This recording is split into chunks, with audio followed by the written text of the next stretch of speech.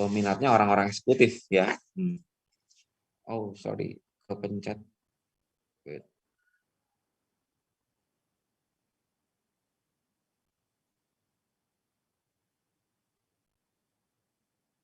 Ya, oke. Ya.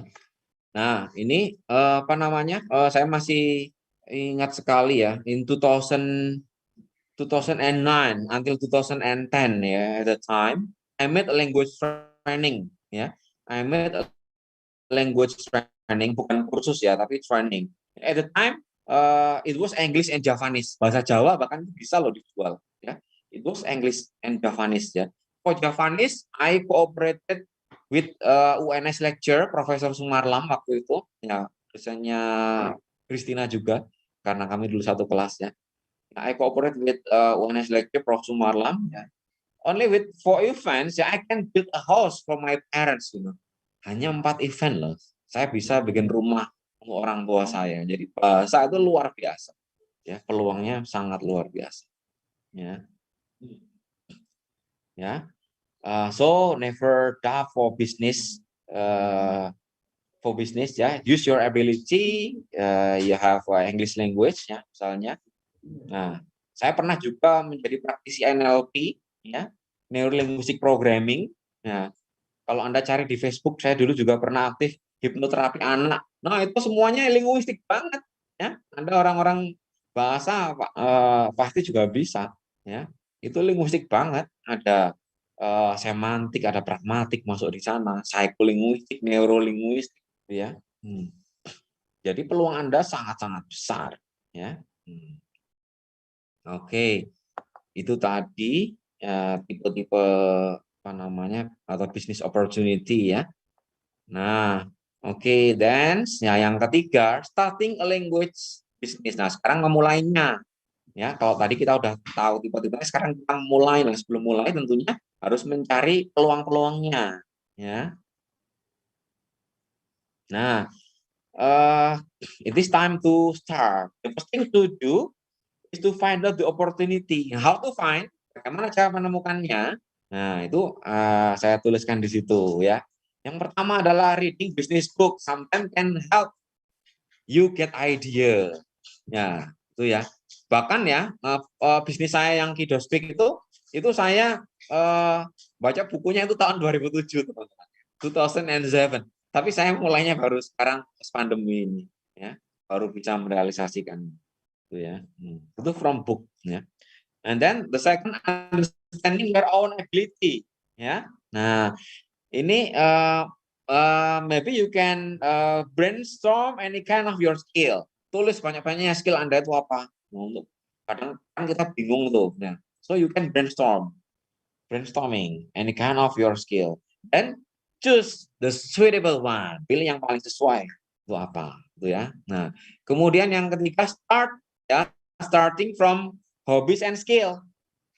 Nah, ini sebenarnya yang paling tahu siapa Anda sendiri, yang tahu senengannya, yang tahu skillnya, yang tahu hobinya ya. For example, me. Ya, I love kids very much. Saya itu suka anak-anak ya. Sebelum saya menikah saya juga sudah suka anak. Tapi sekarang punya anak banyak, punya 4 anak. So I love kids very much. Ya. Nah, apa namanya? Nah, bahkan my dissertation ya, even my dissertations is about parenting kan, tentang parenting ya. Bahkan sekarang saya bikin sekolah public speaking anak. Nah, so of course I enjoy my job, ya, I enjoy my business, ya, gitu ya. Karena ini sudah sesuai dengan minat saya, sesuai dengan hobi saya, gitu ya. Nah, tahu tidak? Ini saya jujur-jujuran aja ya, untuk not because of to show, but only to motivate you. Saya itu mempunyai sekolah public speaking anak, itu namanya, in Solo, di Jalan Warawari sana. Ya, itu saya tanpa modal, ya, tanpa modal sama sekali. Ya. Tapi kalau saya jelaskan nanti waktunya nggak cukup. Ya. Tapi saya mau menunjukkan. Jadi, I work only on Saturday. Ya, only on Saturday at 2 until 4. Artinya apa? Seminggu hanya 2 jam. Sebulan berapa? 4 jam. Ya. I have 70 students. Jadi saya bagi 2 itu. 1 jam, 35. Ya.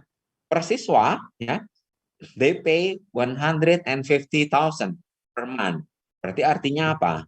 Satu bulan, satu anak 150.000. Dikali 70 berapa? 10 juta.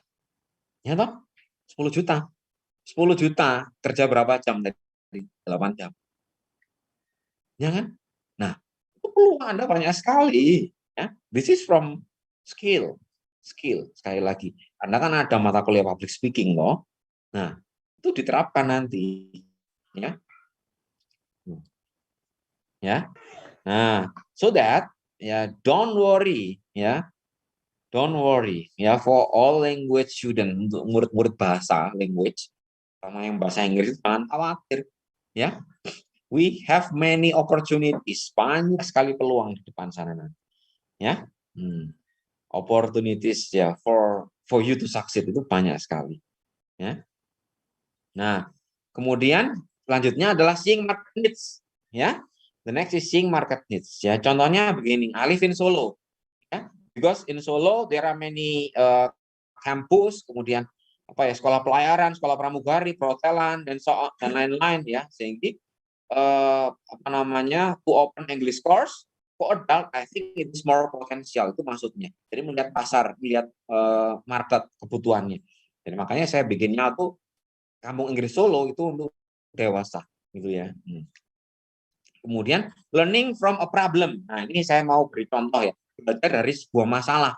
Jadi peluang itu justru datang dari masalah.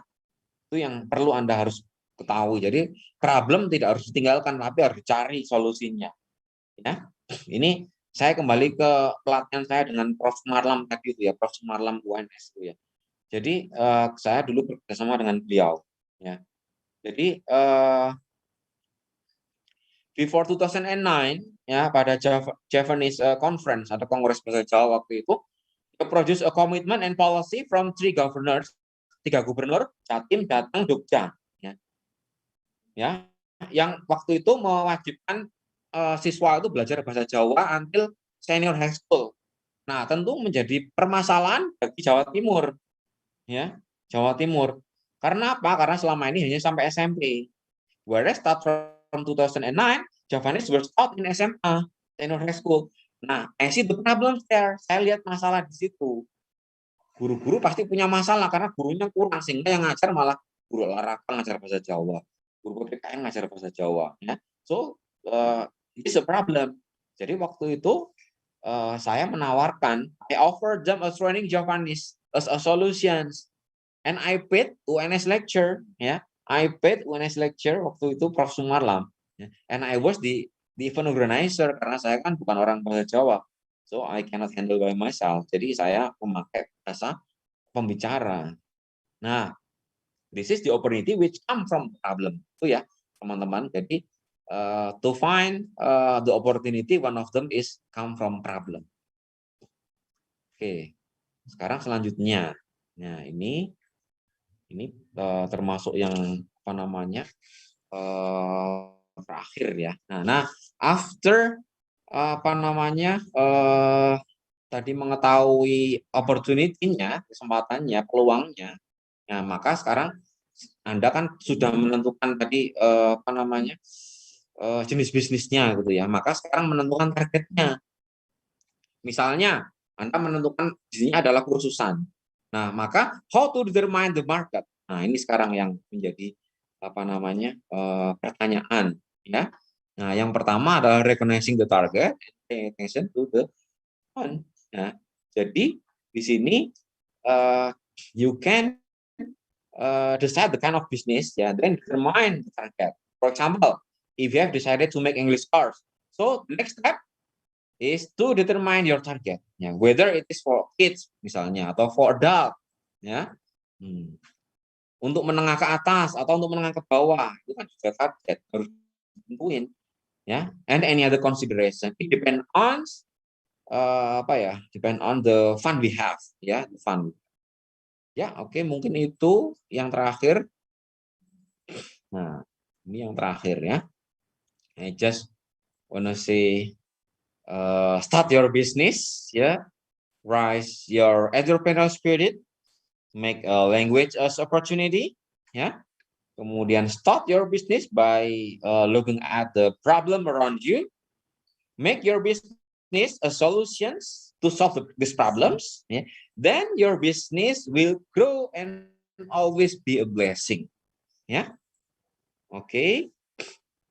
I think that's all. Yeah. Thank you very much. And I give the time to return to Pak Wildy. Okay, thank you very much, Pak Wildy.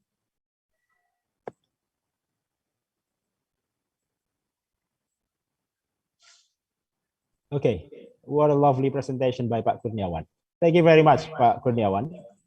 Well, I want to call a session from Pak Kurniawan as a motivational presentation. You just encourage our participants to be the next successful entrepreneur with a grand plan. At least we can take three essential points as mentioned by Pak Kurniawan in his presentation. Those are rising entrepreneur spirit, language as a business opportunity, and how to start a language business. The most important statement he said earlier that he can get around 20 millions of rupiahs per month doing business in the language industry. And I agree that money is great motivation for some people. And thank you very much for mentioning the number you get each month. So I think this is a very thoughtful introduction from him to start today's seminar. And for your information, we will have a Q&A session after two other speakers deliver their materials. And right now, write down your question on your notes, and then you can ask your question later. So now I'm going to invite Christina to share her thoughts and experience in the language industry, especially within the global context maybe. Christina, please take your time. Thank you. So good morning, everyone. I hope you're doing well, all of you. First of all, I would like to thank you for inviting me. So let's switch to Indonesian a little bit. We're going to do a lot of code switching today, I think. Yeah, so selamat pagi para hadirin. Sebelumnya saya mau mengucapkan terima kasih kepada Universitas Islam Negeri Raden Mas Said dan juga Departemen atau jurusan Sastra Inggris. Di situ Ibu Nur Asia, Bapak Sucipto, dan Pak Widyadila untuk memperkenalkan kami, dan khususnya sahabatku Pak Awan.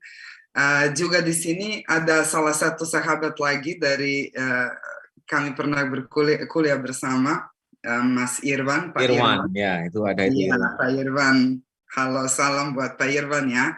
Sama buat semua mahasiswa dan bapak-bapak ibu-ibu yang telah hadir hari ini. Puji syukur kita dapat bersama hari ini. Kita dapat bertemu dan berbicara dalam acara seminar hari ini. Jadi karena saya sudah diperkenalkan, mungkin kita langsung mulai ya. Oke, saya akan share screen saya dulu ya.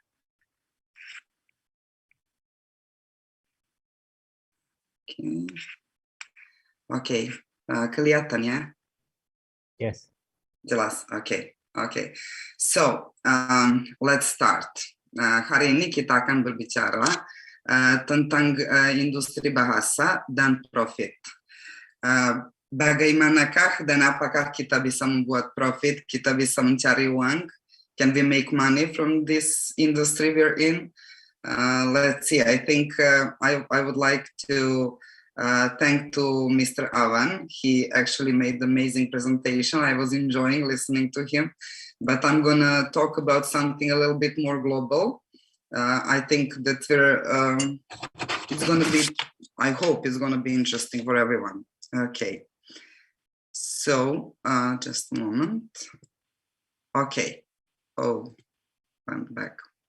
So today's agenda or agenda hari ini, there are 6 points that I want to talk about.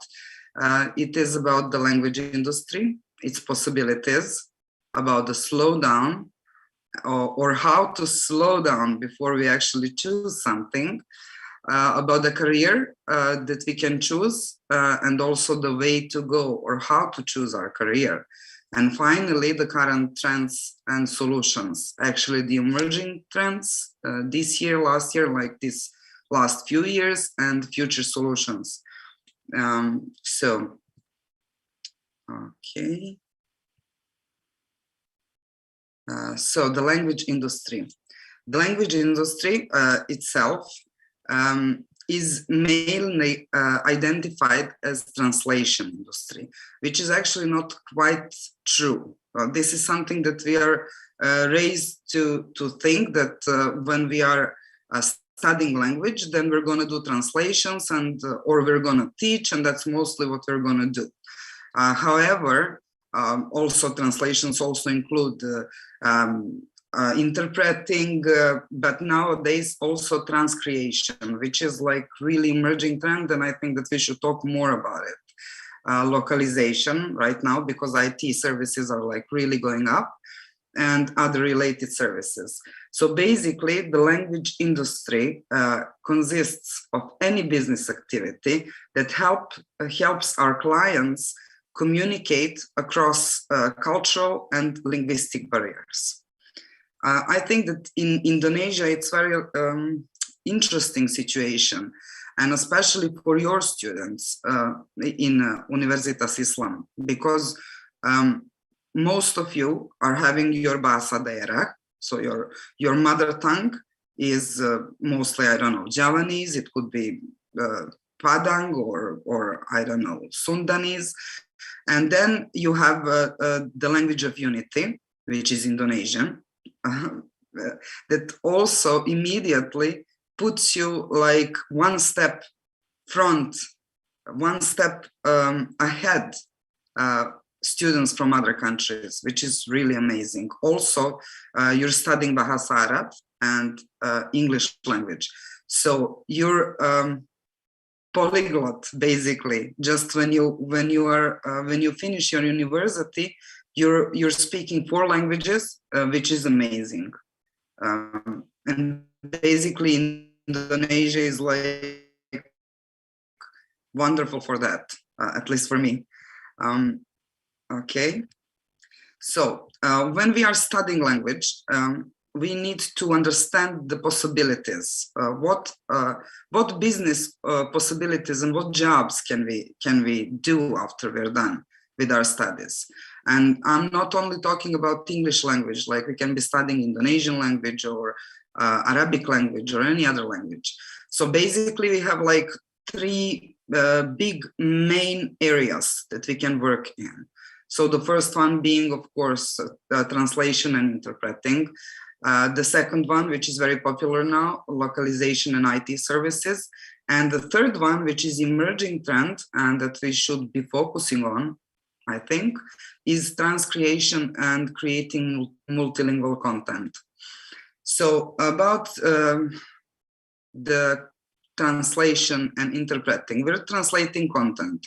Doesn't matter if we are translating literature or we're translating some business content from website or documents or something. We can use shushataj, consecutive or simultaneous translation.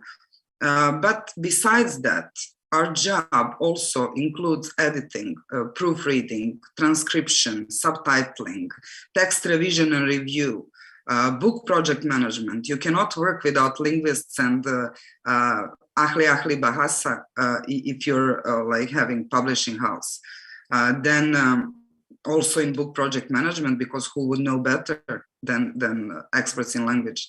Then desktop publishing, also choosing to use particular terminology that resonates with local users. It's quite interesting when you have 2 persons to translate the same thing. And then, for example, you have Indonesian person who translates into Indonesian and a foreign person who translates into Indonesian. I think that Indonesian person is always doing better job because it's their bahasa ibu, you know. So it's like always putting the terminology resonates with local users. Also, the translation always has to answer the specific needs of any industry. Right now, the industries that are booming are engineering and manufacturing, medical industry, for example, social sciences, business, advertising especially, and marketing, finance, legal, software, and IT industry in general.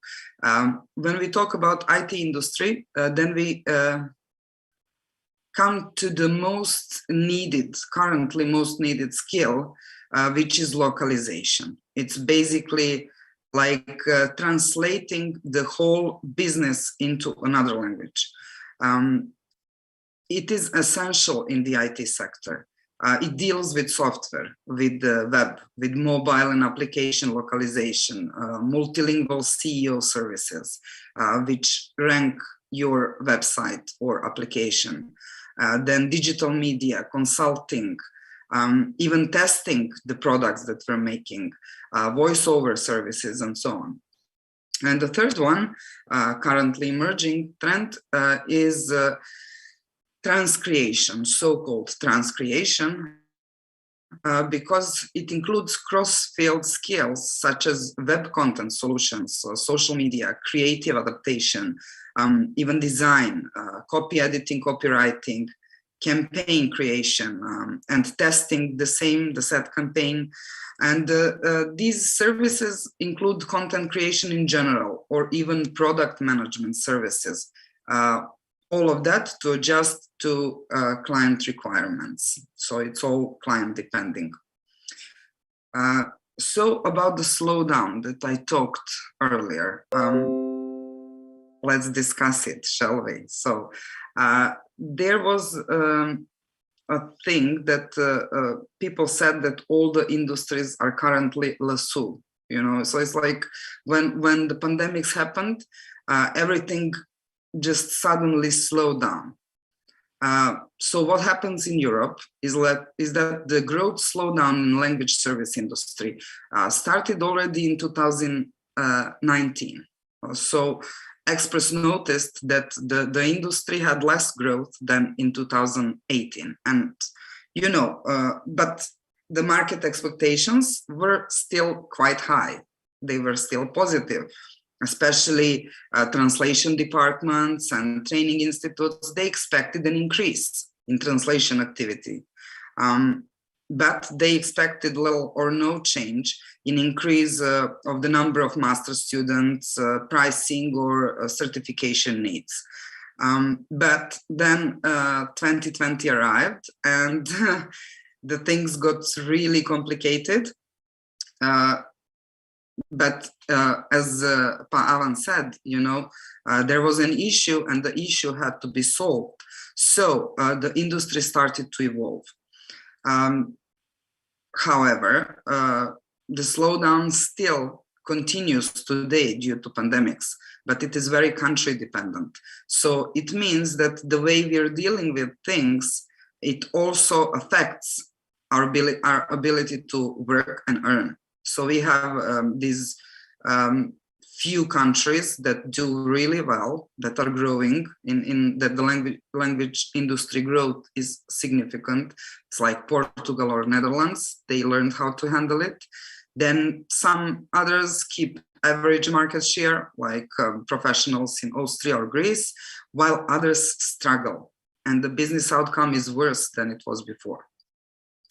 On the other hand, in USA, despite the difficulties the industry is facing all over the world, the language service providers have seen the rich potential to grow through creative content creation.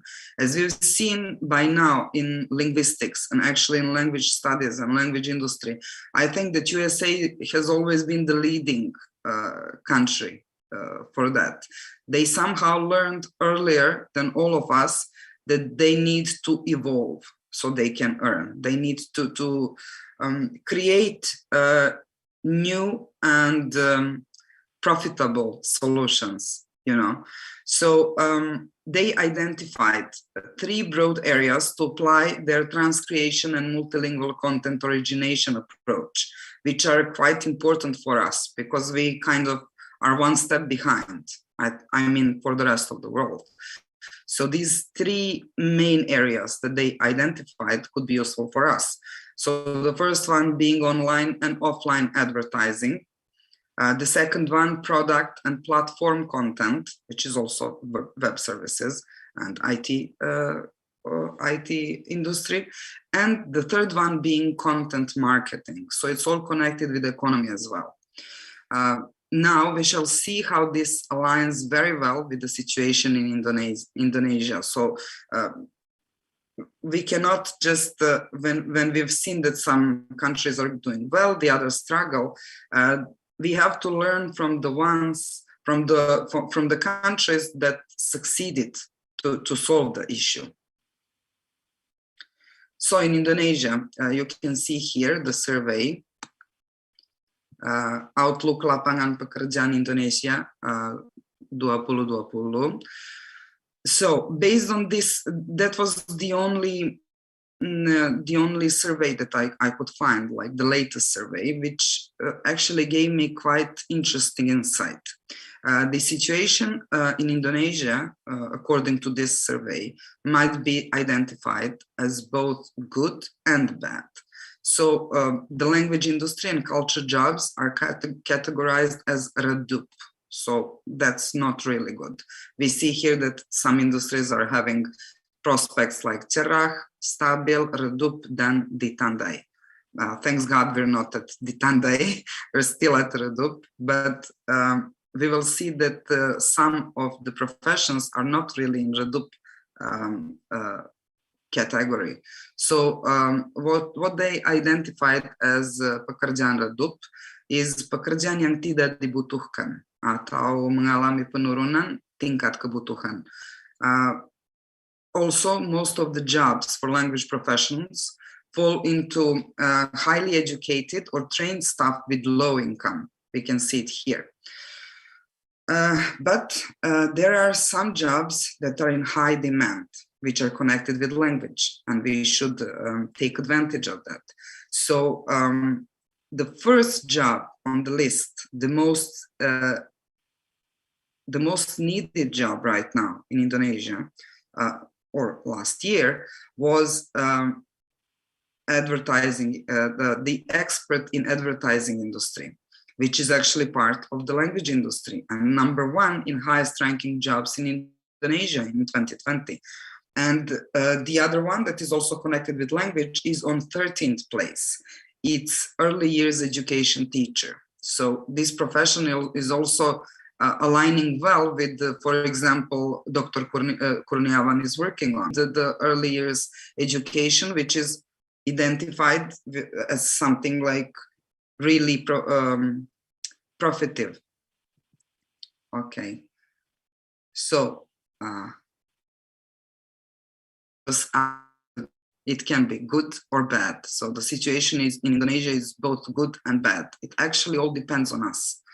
So we have many chances to do things right.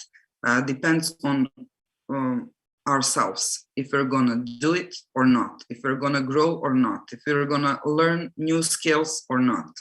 So what is actually that we want to do?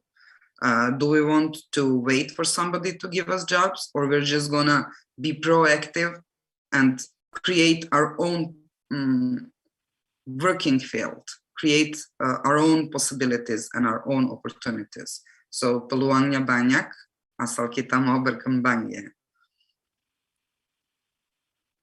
So let's see the examples. What can we do when we are language experts, when we finished our linguistic studies or philology or translation studies, we're studying English language, for example, or Bahasa Indonesia, or whatever.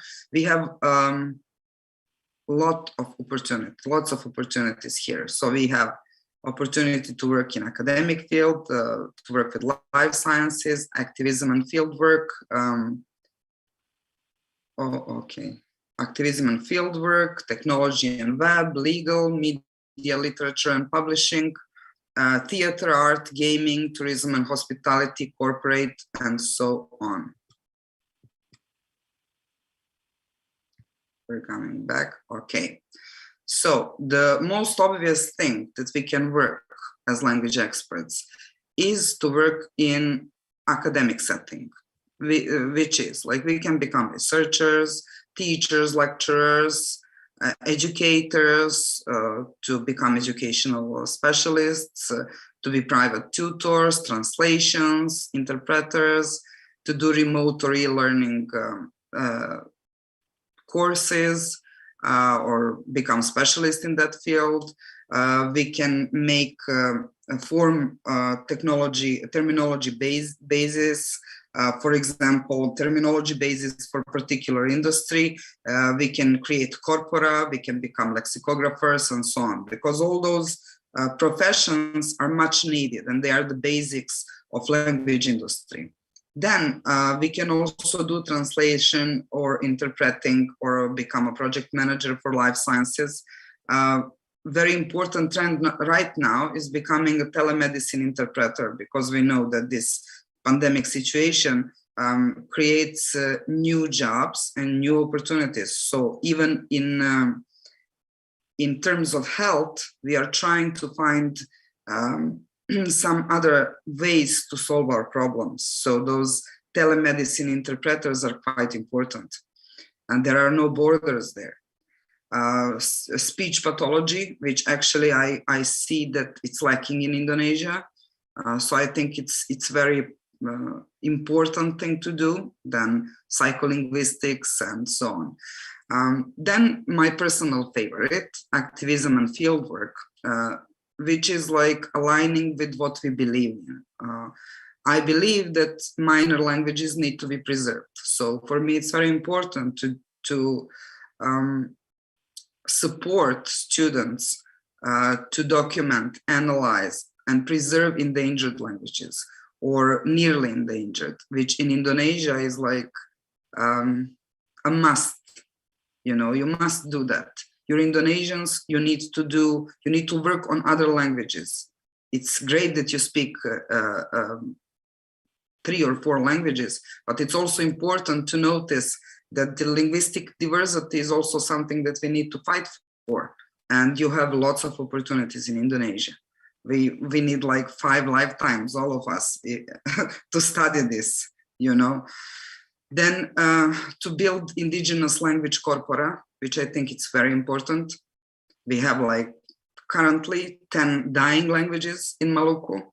And if you have students from Maluku, they can do research there, combine it like with the English language studies. It would be amazing, like doing oral literature for their master studies or for their like S1. It's really interesting. Then you can become language rights advocate, like to teach local community and global community how small cultures are also important. All those small languages that we even might know don't know that they exist, they are also very important, and especially in Indonesian setting. Then conduct independent research. If it's your kampung halaman, you come from Maluku, from Papua, or from Sulawesi, and you know that you can conduct a small research which could be funded. That's also another way to earn money. Connect with language NGOs, or even create your own NGO. Lead their projects connected with culture and with language. Sociolinguistics and other things. Okay. Okay. Next one. Okay. Another basic thing that we used to do, like since the beginning of language industry, it's like working in legal context. We can become court certified interpreters and translations. We can also become forensic linguists, which is in the beginning right now in Indonesia, as I understood. We can work in law enforcement, which is probably something that we should work on, because for Indonesia, that's not really developed. Then court certified language expert, risk analyst, if we know the particular culture. Then even lawyer linguists, which also is something that we don't come across very often, even in the world, and especially in Indonesia. Then we have this currently very popular field of work, technology and web.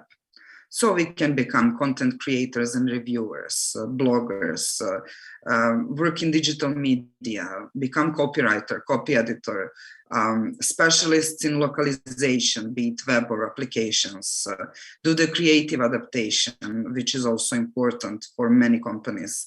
NLP researcher, which actually in Indonesia, I found that there are a few startups that are really interesting, which is Prosa AI. You can look at it. Prosa AI, Drone Emprit from Media Kernels Indonesia, then Bahasa.ai, Kata.ai, and so on.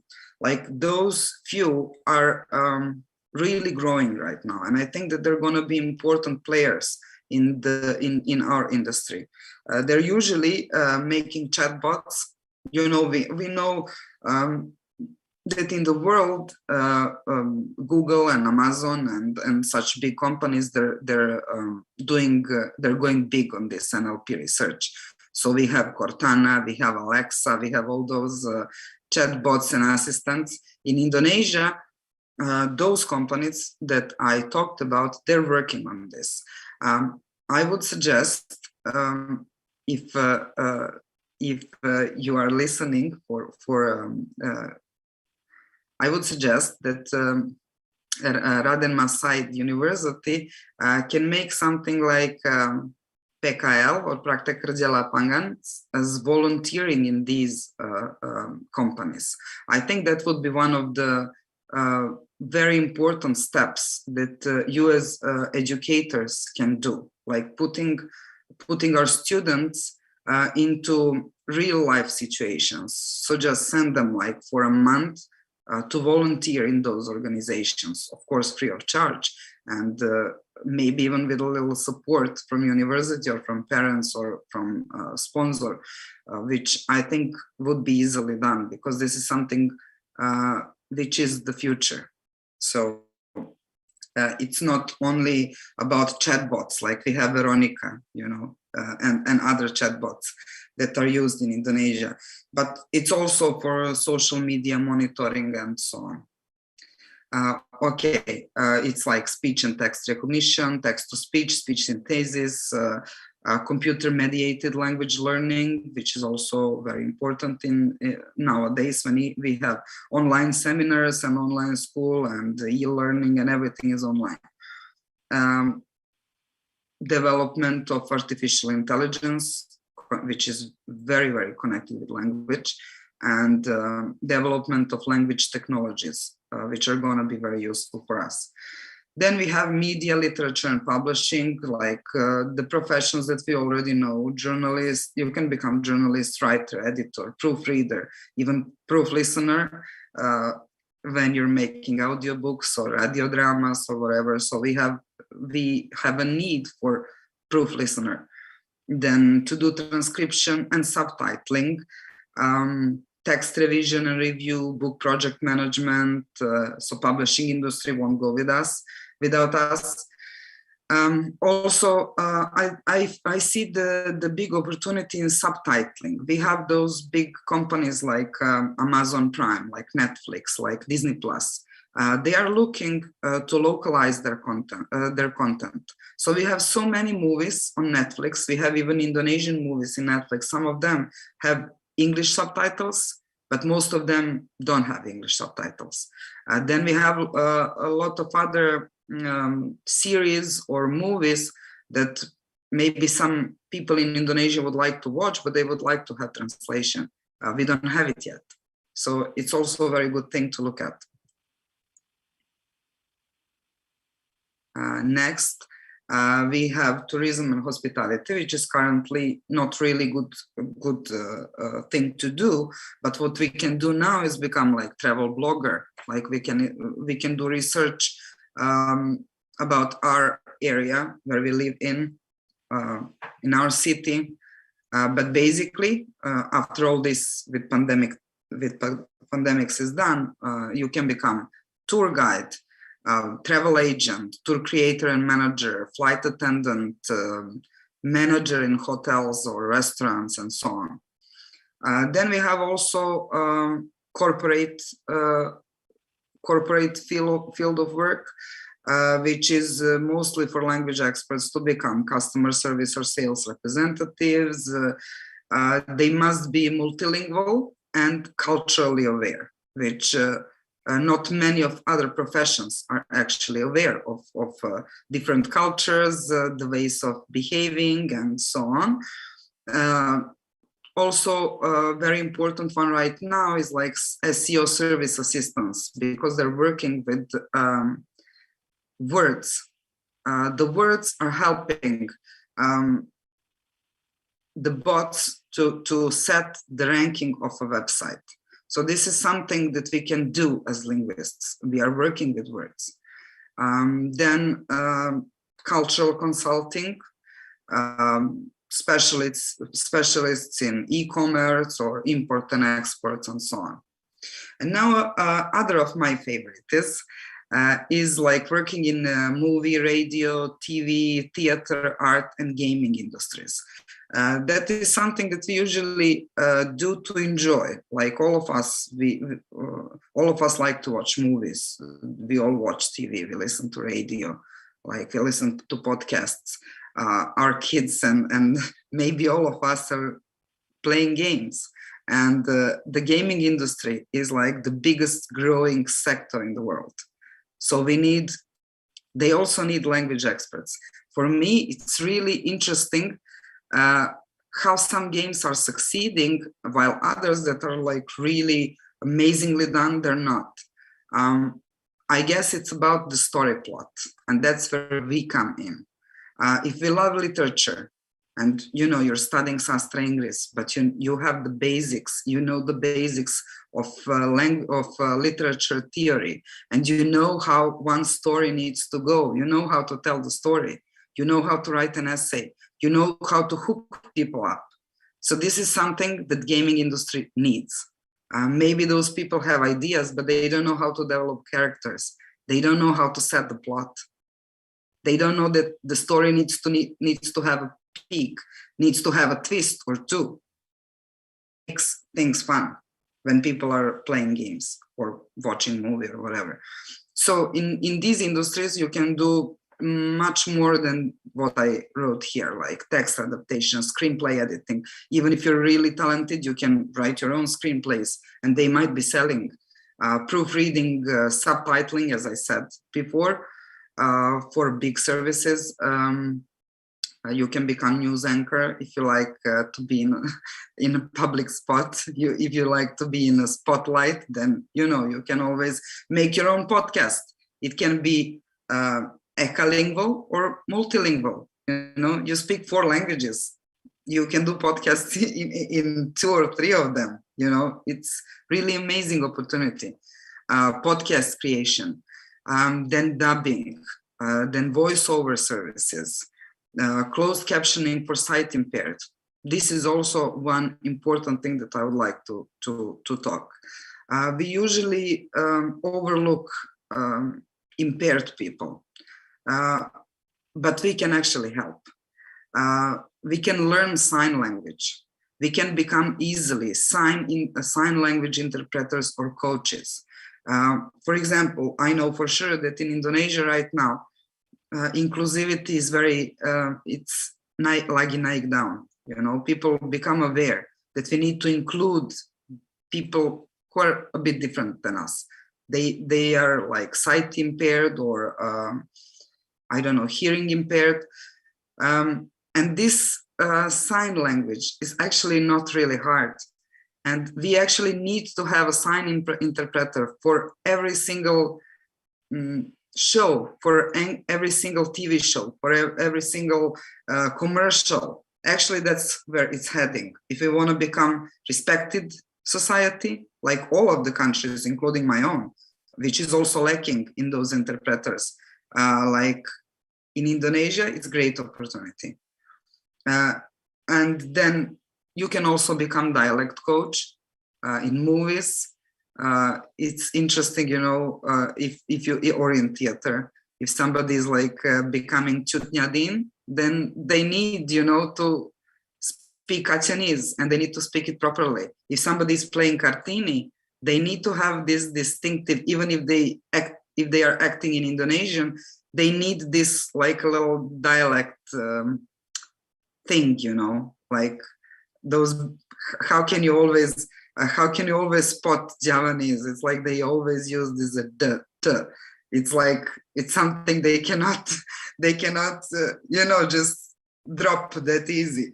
Or when I speak English and my son says you sound Russian, because his English is like, it comes naturally because he learned it when he was much smaller than me, so he has no accent. He's got American accent. So for him, sometimes it's funny when he's listening to me. So yeah. And then you can even create imagined language. For me, this is amazing. I mean, I'm someone who likes art and also who likes to have fun, who likes entertainment. So for me, this is great. So I would like to suggest that we watch this together. This is only 2 minutes, but I think it's amazing. Okay. Here's how you say this is marketplace in Dothraki.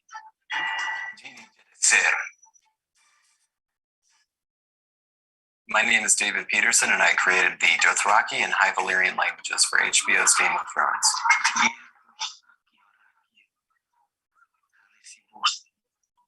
When I was creating both Dothraki and High Valyrian, there were little bits of language that George R.R. Martin had included in his books. My job was to take everything that George R.R. Martin had created and use that as my starting point, building off of it after that to make sure that everything that I created fit with his original vision.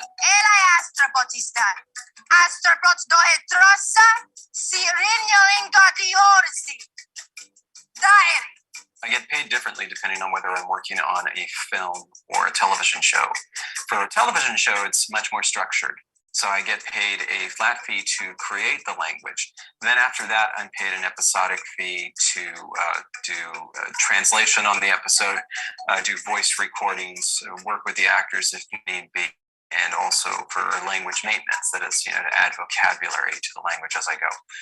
Most of the time, the actors on all the various shows and films I work on get the pronunciation and the delivery of their lines pretty good. Sometimes it's excellent, which is great. And then every so often it's absolutely abysmal and I just roll my eyes. But it's like, that's showbiz. You just kind of have to roll with it.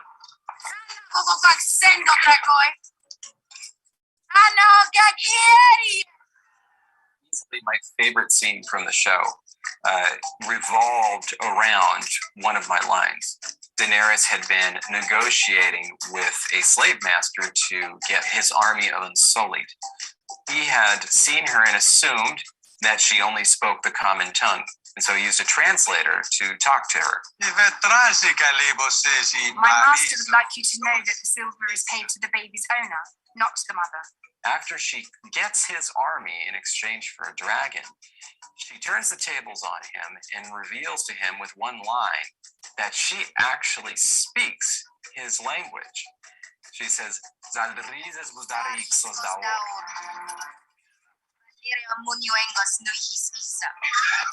and then, of course, mayhem ensues. It's easily my favorite scene in the entire series. I mean, that basically launched my career. Producers saw Game of Thrones and they said, yes, that's what we want to be doing. We want to be doing something like that. And pretty much like every job I've gotten since then has been a direct result of working on Game of Thrones.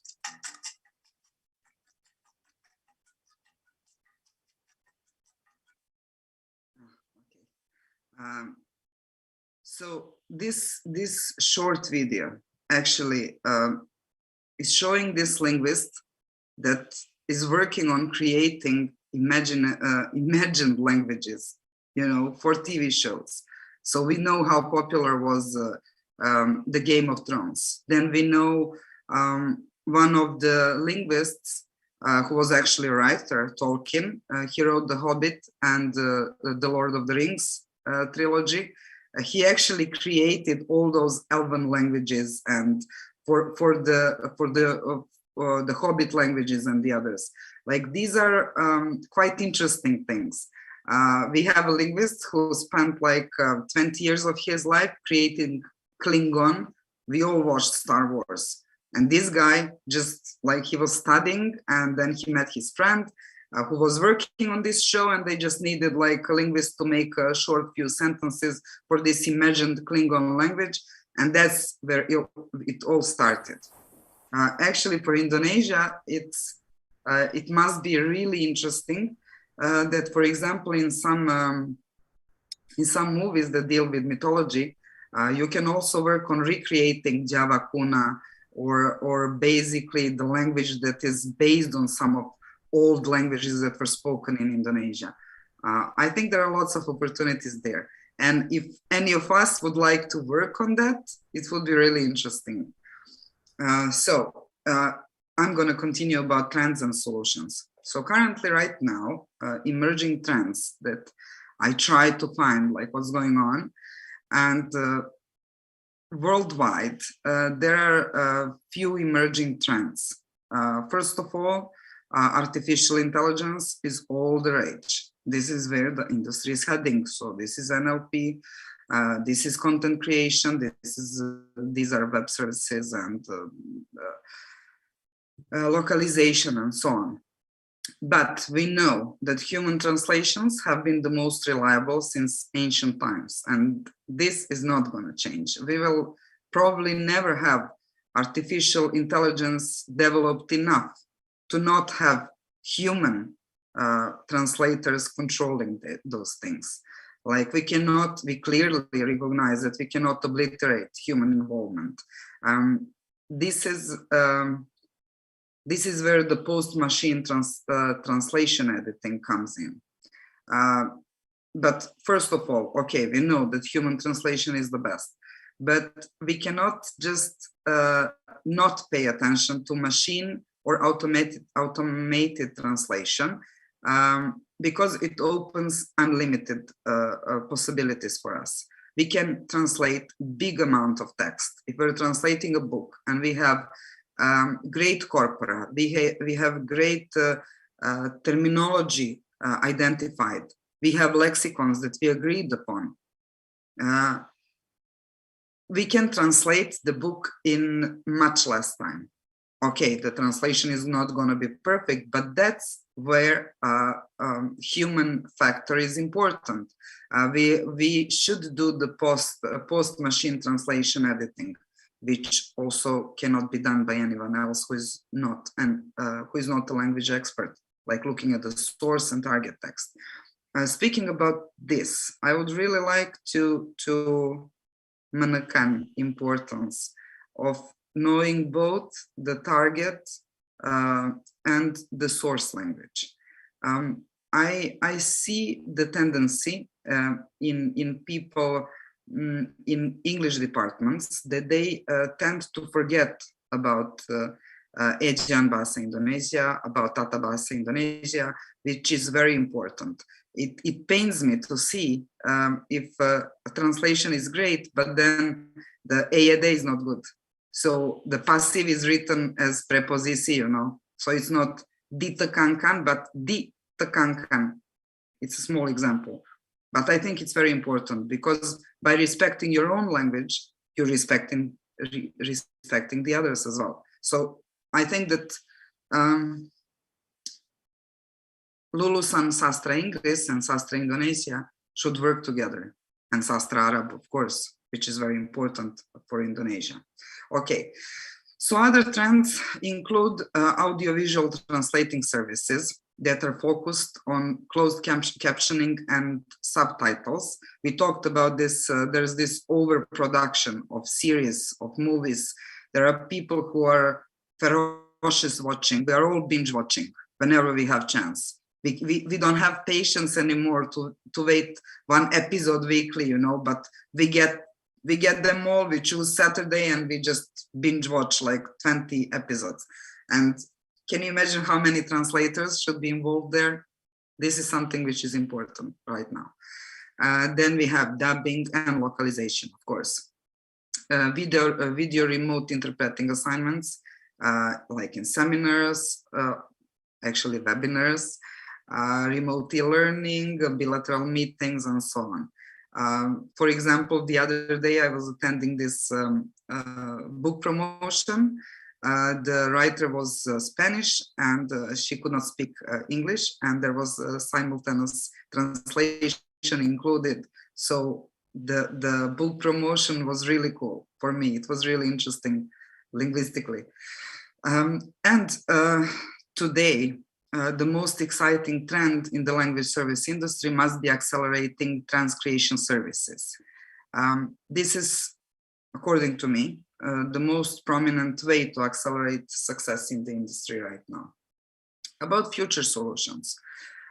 Future of the linguistic and language solutions industry, I think, is focused on mainly combining linguistic skills with other soft and hard skills that one possesses. We have to incorporate other sciences and other industries with language skills. And the whole world actually is going around it. It's not only focusing, not anymore being an expert in one small piece of science. Right now, you need to be more global. You need to know a little bit of something else, which is not your main profession. So, for instance, the most obvious are IT sector or economy with creative economy, gaming industry, medicine, psychology, criminology, anthropology, and so on. Because every time when we combine or learn something new from some other science, we get new ideas. If we are this type of person, we get new ideas, we burst possibilities. Then, for example, forensic linguistics, which also, I'm not sure, you will have to tell me later, if there is any department in Indonesia that handles, that has forensic linguistics as jurusan, or even, you know, mata kuliah, forensic linguistics, I'm not sure. I know there were none, but right now maybe there are some. If you're good with design, then you can create online content or presentations, translate them into multiple languages online or in a team. This is also one of the things that I think it's important. Some friends, for example, they're studying in the English language, and all of them are doing translations, and they love their work, they love their studies. I think that they should make teams, and for example, take 5 chapters of one book. 5 of them should, for example, translate, each to translate 1, and then they should try to make a team. It's like the small team, to see how it works. If, for example, they had like, they were in a real setting, they had deadline, how to make this translation work? Because when we have 5 translators, it must be different. So who of them is going to be editor? What kind of terminology are they going to use? Are there going to be a lexicon? It has to be, you know, the terminology of the field and so on. So there will be no flight of different words for the same concept and so on. Then suppose that you have a thing for economy or management. In that case, you can become someone who can foresee the trends in marketing and the advertisement industry, which we have seen is like booming right now in Indonesia as well and all around the world. Then you might go on and choose a career in data analytics, managing jobs, creating and managing a group of e-commerce traders. For example, if you live in a village, if you come from a village, then you get like, for example, in Sulawesi, and then one of your neighbors is making double ikat, and the other one is like making traditional dyes, and the third one is making silk, and so on. Then you can just organize them, collect, take photos, make e-commerce platform, working with somebody else from IT department. You need to not only learn new skills, but try to make connections with other departments and other industries, which I think is the future. Next.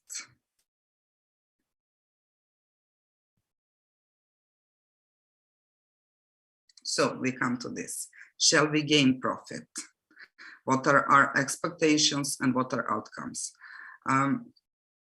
When we were studying, when I was in my master's studies, I don't know if you remember, but Paino was asking us, is it moral to earn money from from linguistics, from language? Is it moral? Do you think it's okay to earn money or not? I remember back then I thought like, oh my God, if I'm gonna look for profit, then what am I doing? You know, I have to. I mean, I felt that it was something wrong, that I had to, you know, study for the sake of study, for the love of the industry, for the love of the language and linguistics. But basically, this is something that we all need, you know, because money is just means to get where we want, to do something that we want to do. And if we are earning money doing the things we love, then it's amazing. So what I believe should happen in Indonesia, what I see is lacking as someone who's been living in Indonesia for almost 20 years, and as someone who is also not born Indonesian, although I kind of feel like I'm half already, half Indonesian or something like that. But what I see is lacking is industry standards. What I see is lacking the organization in local and regional level. I was looking at the other day at associations of translation or translators and interpreters, and I found that Himpunan Penerjemah Indonesia is really good. But then I came across Asosiasi Penerjemah Indonesia, and I've seen that there are many mistakes on their Facebook page, which I really didn't like, because they are professionals. And if somebody identified mistake, they should correct it, and so on. So there must be some industry standards which universities should set. This is your job as educators. This is university job. There is a standard that everyone have to meet. And it's okay to make mistake, but always fix it later. That is what we need to teach our young successors, I think. And we should make cooperation with other industries. Make small, like for example, local associations like Solonese Association, Wonogiri Association. Then they bergabung and make bigger association, which will be like eventually on the Indonesian level, which will eventually cross provinces and create a pan-Indonesian network. Pan or all Indonesian network is something which is, I think, very important. It might be the best outcome for the language service industry in this country, I think. So, is the language service industry profitable? Definitely yes. Can you make profit? Yes. But all of that depends solely on you and you alone. Like if you're willing to combine, to learn new skills, to combine what you know, to grow all the time, to learn all the time, then yes, I'm sure. Even if you're not, then you still get to earn, maybe not that much, but yeah, you will survive. So, okay. Today we talked about the language service industry, its possibilities, actions, and game. We will come back that the language industry is any business activity that helps clients communicate across cultural and linguistic barriers. We've seen that there are so many possibilities there. We've seen that companies across industries need language skills, translation, interpreting, localization, creation, transcreation, IT and other services, and so on. For the actions that we should take is to check possibilities, identify preferences, and choose wisely. Oh my God, I have just seen that I have skipped one of the slides. I'm sorry, we need to come back just for a few minutes. Okay, we'll interrupt Christina. I would like to remind that you have 2 minutes left. Oh, 2 minutes left. Okay, then yeah. Okay, I will just do this. Okay. How to choose our career. Maybe later on you can see. Like it's important to talk to yourself. Like, would you like to work from home field work or remote? What motivates you, which is the most important? Do you like working individual or in team? To check the structure and flexibility.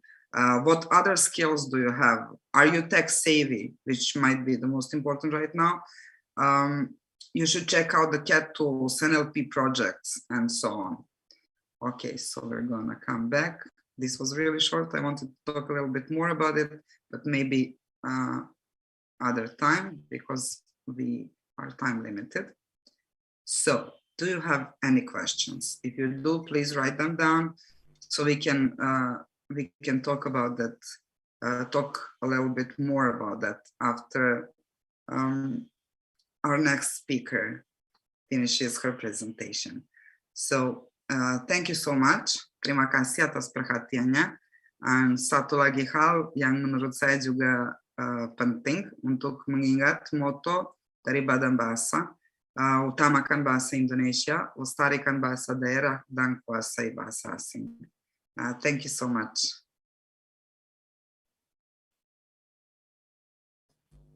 Right.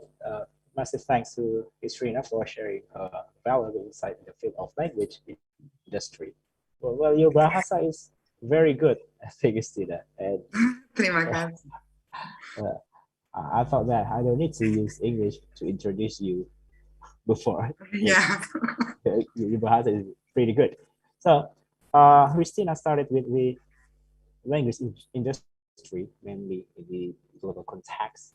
Then she showed us the opportunities we have as language scholars in translation, interpreting, localization, IT services, and multilingual content. Until the pandemic came, things are getting worse.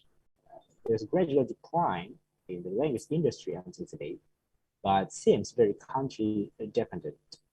She then revealed the data saying good and bad things as language experts in Indonesia, and ended up with suggesting several language opportunities that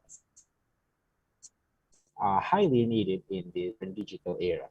I think listening to her explanation and slides feels like we are coming to the presentation from Defense Intelligence Agency, or maybe CIA, or maybe FBI, because I mean, the data is very comprehensive, strategically explained, and starting from where we were before, where we are now, what the obstacles are, and then predicting what the future will be, supported with lots of meaningful data. Thank you very much, Christina, for this session. And then we are going to the last presentation that will be delivered by Priya. Priya, the screen is yours. Take your time. Thank you so much. I would like to start with talking a little bit about my experience with UIN Surakarta. Thank you so much, Asia ma'am, for inviting me. Only word that I have learned in Indonesia's Indonesian Bahasa is so far terima kasih. So terima kasih, Asia ma'am. And when I'm invited to a session, generally what I do is I look into the speakers who speak before me. I think all of us do, because we are a bit curious about it. And this was a very interesting session, primarily because it made me learn a lot of things. Like particularly when ma'am was talking, Christina ma'am, she had started her career when I was just doing my 12th grade, and the audio industry has come such a long way. I had heard about her name when I had come to Indonesia. I had come to Indonesia before 3 years, and I learned that, you know, if you have to deal with audiobooks, if you have to deal with publishing, you have to talk to this person.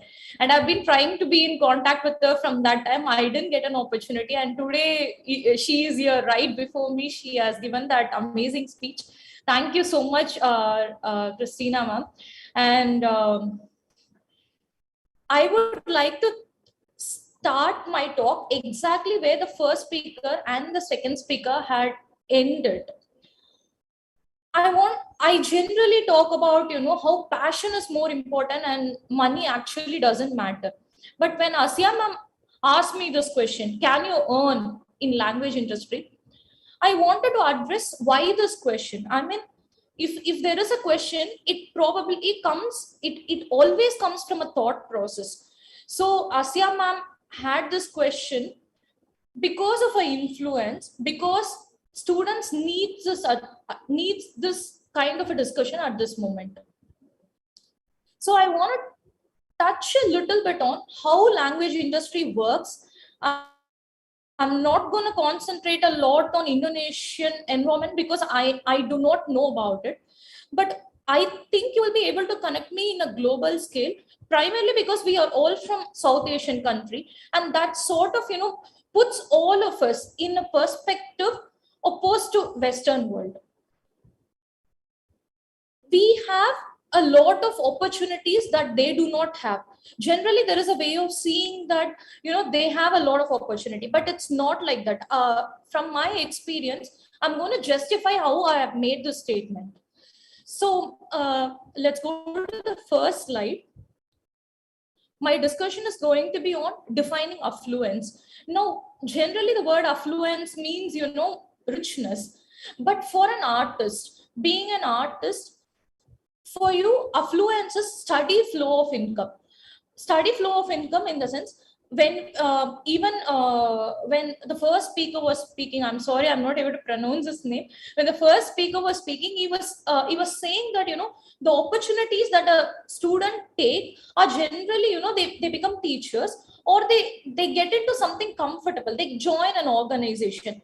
Now I want to discuss an aspect where you're not connected with any organization, where you freelance the language industry, where you become a freelancer in language industry.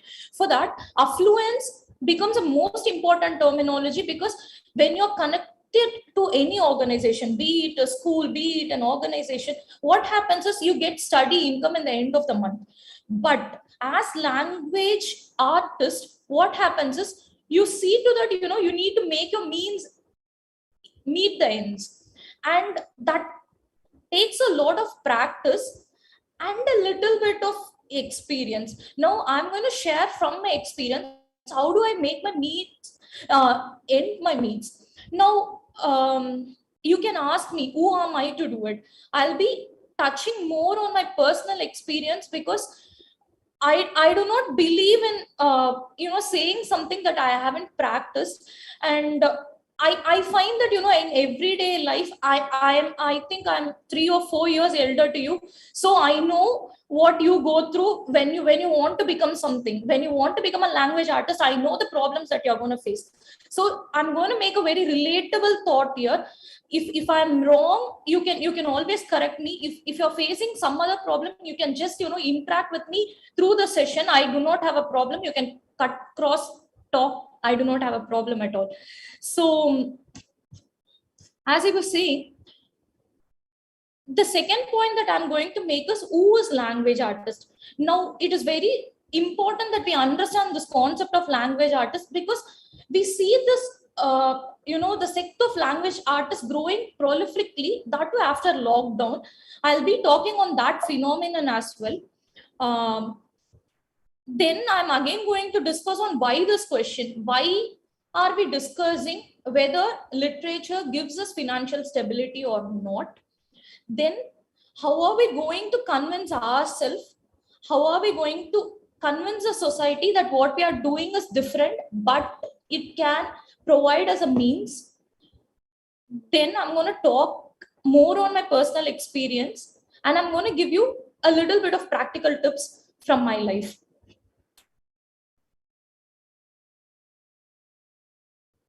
As I was, I had an opportunity to hear both the speakers thoroughly. So I know that they have dealt vastly on, and they have exhaustively covered all the things that you can do as a language person. Like, when you learn a language, these are the things that you can do. So they have covered, they have elaborated on it.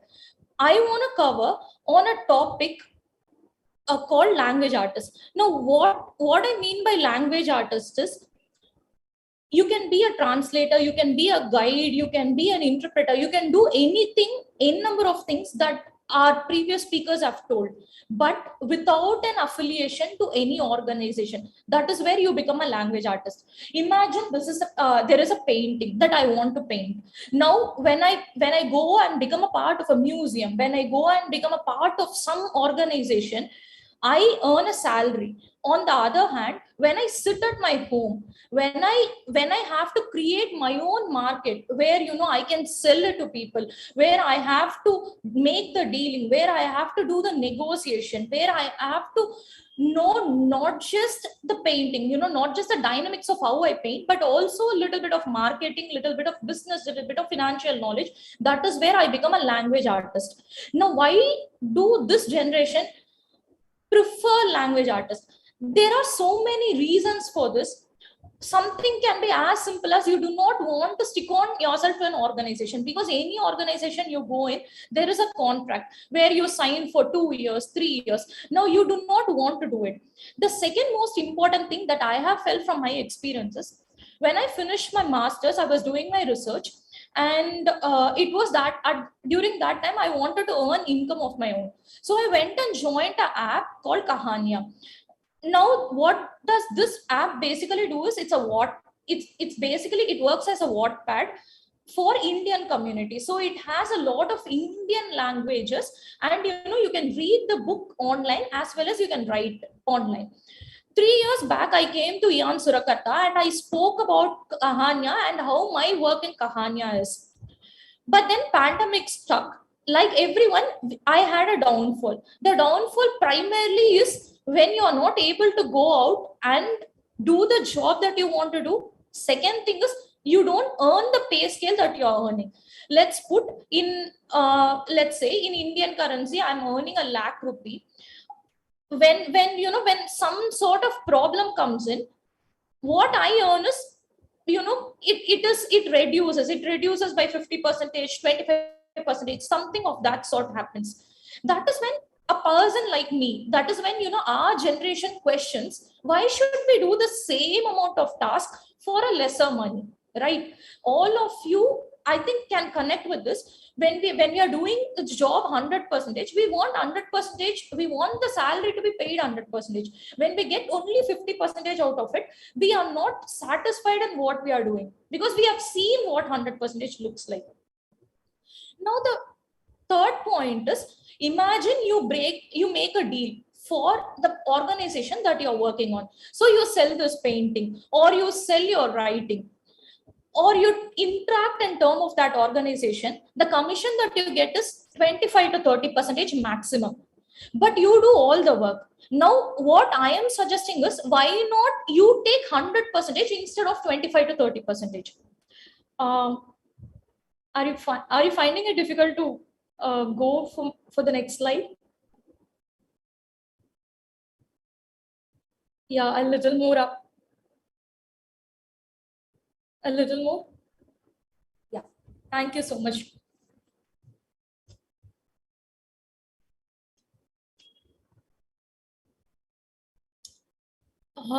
Can I go to the next slide, please?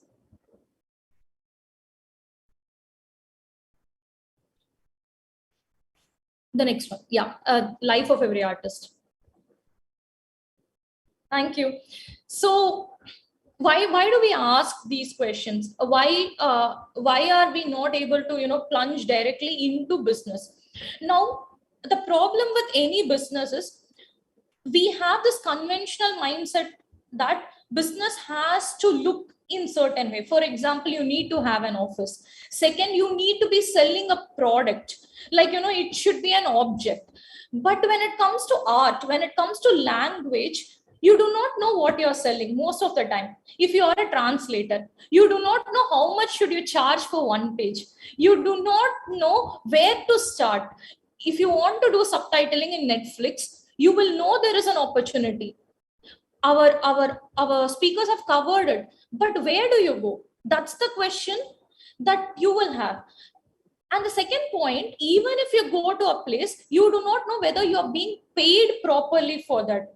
For example, they'll say that, okay, you do not have an experience, so I'm speaking from my own experience. What happens is in Tamil Nadu particularly, I translate from Tamil to English and English to Tamil. My company does it, but I personally do it as well. So when we translate from Tamil to English and English to Tamil, the general cardinal rule is that for first 3 books, you have to work free of cost. Now, in this generation, we will definitely ask, why should I work free of cost? Because ultimately, you are going to earn from that. Then why do I have to do it free of cost?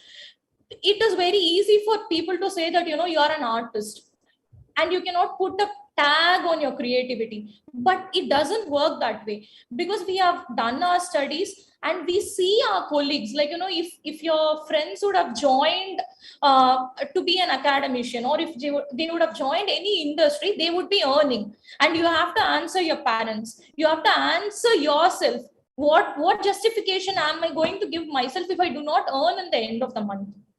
So these are the things that we will discuss more in future, but I want you to align your thought process. Yes, there are opportunities, there is no disagreement in it, but even if there is opportunity, the point is, how are you going to approach it? How are you going to be able to give a price tag to what you produce in terms of language?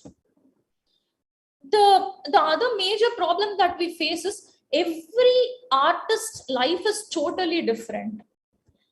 Imagine I do not have a support from my family. Like, I do not have a support from my family in the sense, nobody from my family belongs to a language background.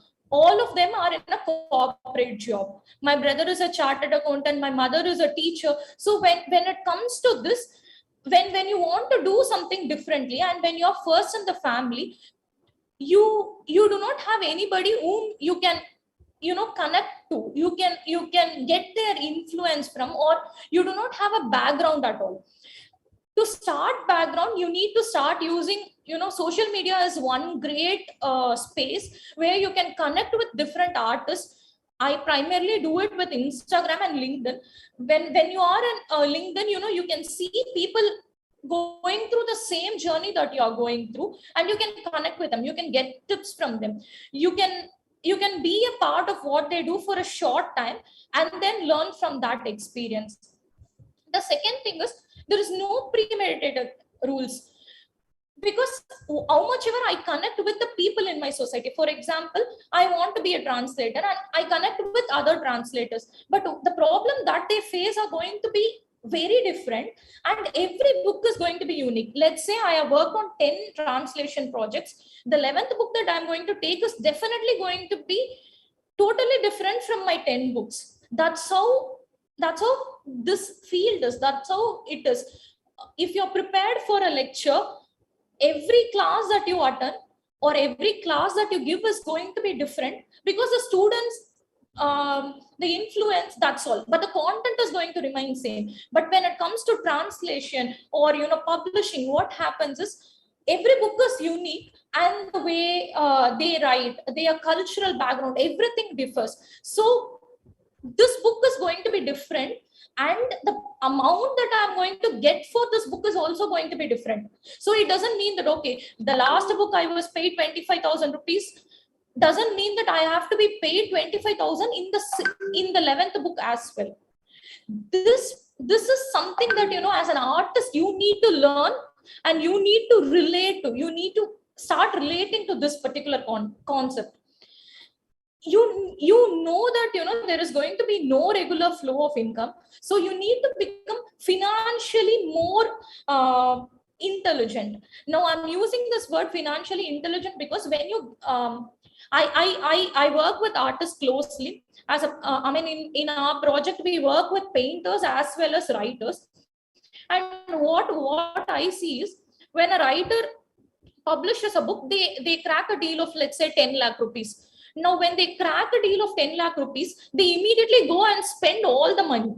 That's a very wrong thing that you do. Instead, what you have to do is take the 10 lakh rupees and, split it into half and put some for your future use. Because as an artist, it is going to take nearly a long period to create another material and make it saleable. Same goes with painters, same goes with anybody. For example, if you're an interpreter, if you're a translator, if you're an editor, if you're a copy editor, if you're a content writer, doesn't matter what you do. It doesn't mean that you get one contract, you're going to constantly get contract. No, it's not going to happen that way, because you're not working under an organizational umbrella. So what happens is, you will get lot of contracts in a month, you will not get even single contract in another month. That doesn't mean that you shouldn't save money, or you should you can be you need to break that stereotype of starving artist first of all, to become more practical. And one more thing is, when you're working, you tend to lose track of what you're doing. As I said again, there is nothing concrete or tangible that you produce. For example, if a book takes 10 days for you to work, the next book may take 100 days. The next book may take a year. Now, you need to understand there is no stability in income, there is no stability in time frame, and the work that you're going to put is also not going to be stable. That means that you need to prepare your mindset for that, and you need to organize yourself. These are important tricks that you have to learn as a language artist.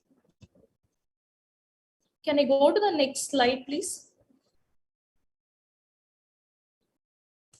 Now, this is another thing, theory of doing nothing.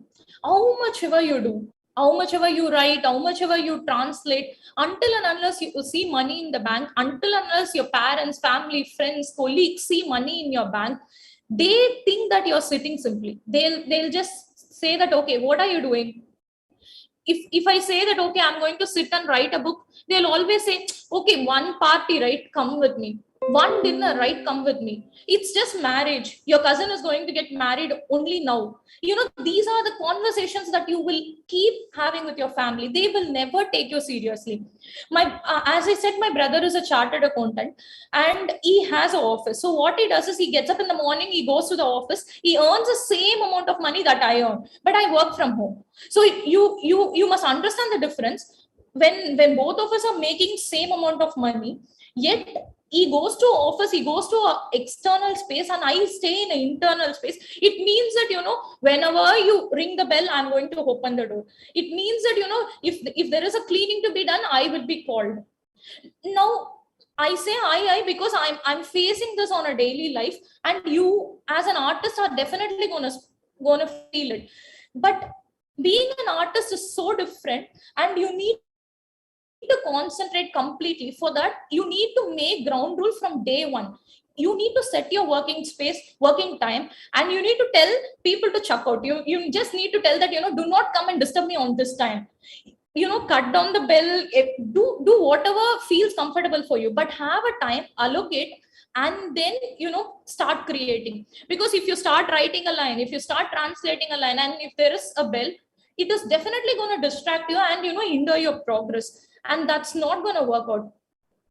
Second point is, you yourself start feeling, what am I doing with my life? See, my friends are earning a lakh, and they are they are teachers. You have this feeling, there is a job security that comes with joining in an organization. When you are a language artist, you do not have that job security, so you start questioning yourself. For that, the only way is, you have to monitor your progress on an everyday basis.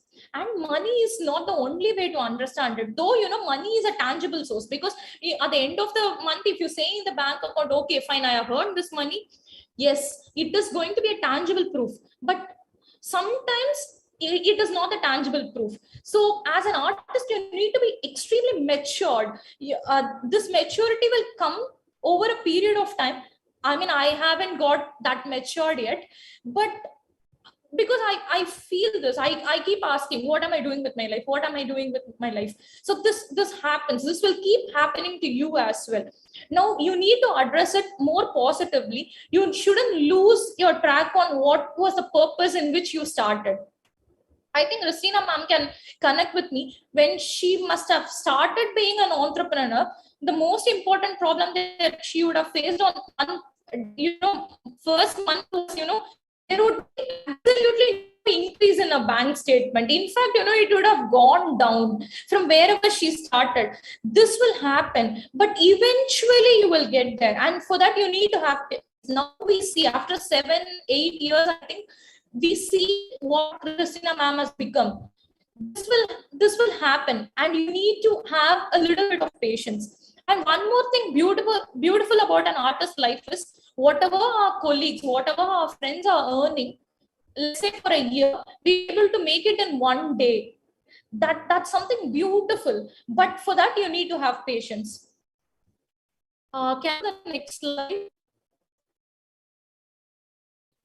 So how are we going to change the perspective that people have and the perspective that I have about what I do? First thing is, avoid being a pushover. Like, if somebody is saying what you're doing with your life is nonsense, let them think that way. Don't worry about it. You do what you want to do. You do what is right for you. I think that's one important thing. The second thing that I would suggest is, have a dedicated time, space for what you do. Because as an artist, when you work, you definitely have a time. You need to maintain punctuality, you need to maintain regularity, all that is going to be there. But if you're a language artist, you get contracts, people ask you to do a blog, until the last day you will not sit. It's not like, it's not like submitting an assignment when you're a student. It's going to be a little different, because it involves real money. It's not just about grades and marks anymore. So in the beginning, it is going to be a very difficult process. For example, what I do is, every day morning, I have 10 tasks list down, and I try to finish all the 10 tasks. And then I add one extra task from the next day, so that, it will give me a sense of satisfaction. Like, the next day's task, 11th, will become my today's 11th task. So this will not just give me a satisfaction, but in the end of the month, when you're going to pay the people who are working under you, that's the next process. Like, once you start earning on your own, there will be so much of work that you have to do. You will not be able to work on your own after a period in time. So you will start hiring people, and then, it becomes your responsibility that you have to pay them on time. It's not like, just because you are starving, you can, make your employees starve. So for that, it is more important that every time you have to come up with some new ideas to, new ideas to keep yourself going. Now, what happens is, you may ask, ma'am, what's the difference in joining an organization or making an organization? There is a difference between an hell and earth. First thing, you don't have to maintain a dress code, you don't have to go out anywhere, and you can be your own boss.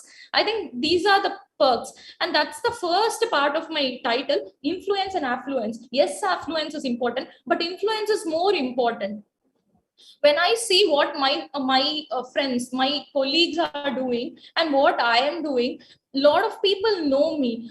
I'm more famous. Yes, I am earning the same that they are earning, or I'm earning lesser than them. That doesn't matter. Eventually, this fame and this, knowing a lot of people is going to turn into monetary terms. Let's speak from an example. If imagine I'm invited free of cost to speak in a podium, I'll always think, should I get paid for what I'm doing because I'm preparing? All that will run in my mind, but then I'll end up ultimately saying yes, I'll do it. This yes is going to get me a lot of experience, lot of new people in my contact, and that's going to convert into money at some point in time. Again, as I said, it's just a matter of patience. So you need to be patient. And another thing is, when you start an organization, you get so much involved in it that you forget your passion. For example, I started as a language artist. I was doing on my own, and then, over a period of time, now 10 people work under me. Now, whatever work comes to me, I can easily dedicate it to them. Like, I can ask others to do my work. Now, when I do that, what happens is, I am not keeping on to my passion. I have become more of a managerial person, and I have stopped believing in what I believed in first place. So For that, what I do is every single day I make it a point to create at least one thing. That's a very easy rule. Create at least one thing every single day. It works not just for me. I think it will work for anybody, because I feel our life becomes so mundane if we do not, connect ourselves to the nature self. If we do not connect ourselves to the passion that we have, be it a photograph, like, get up in the early morning, look at the sun and take a photograph. Create at least one single thing. Be it a meal that you're cooking. Okay, cook a meal, take a snap of it, put it on Instagram. Now you can ask me, ma'am, why should we do this? Why should we do this? This is the essence of living. If you forget the essence of living, I don't find a point in living at all. All of us have to believe that, we have to create something. I mean, God has created us to create, make this world beautiful. It's not just going to be calculated in terms of money, but it's eventually going to, lead us to making ourselves happy. And happiness is money. Happiness is health. So remember that and believe in your passion. Can we go to the next slide, please? So yeah, my personal experience. So what do I do? You must have seen, Pachyderm tails. It's a very difficult name to pronounce. Pachyderm tails. Pachyderm tails comes from two words, pachyderm and tails. Pachyderm means elephant. Now I started this organization after Kahania, as I was telling. When I stopped working in Kahania, I felt that, I should do something on my own. So I basically wanted to, build a society for children where they get good materials to read, and the children's writers, they get an opportunity to create and earn and monetize their money.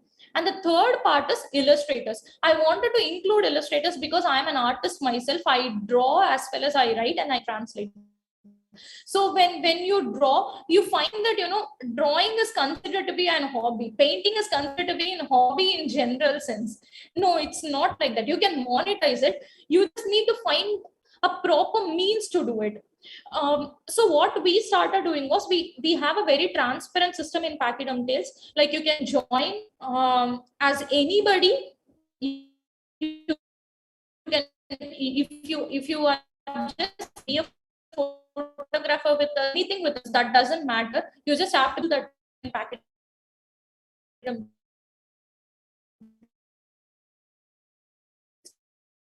And we illustrator exactly, we are students of language. Why are you even giving this lecture?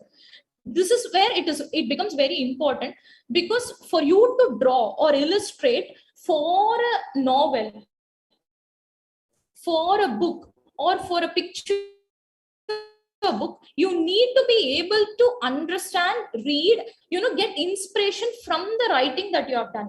For that, we need students only from language background. We do not need people who are illustrated, because we believe that illustration anybody can learn these days. You just need to have right amount of passion, but you need to have a very good understanding of language. Any children's book that you look for, that matter, you see Charlotte's Web, you see Matilda. Now, most of these artists would have drawn their own painting, Calvin and Hobbes, anything. But nowadays, some people can write well, some people can draw well. Now, what if we can combine both? But for this, an illustrator needs to have a base on language. They need to know what it is. The second thing that we do is for photographers, book covers. Now, we produce somewhere around 100 books per year. And for all the 100 books, we need cover. And they shouldn't look repetitive, because it goes for contest. I hope you know that, book covers are judged.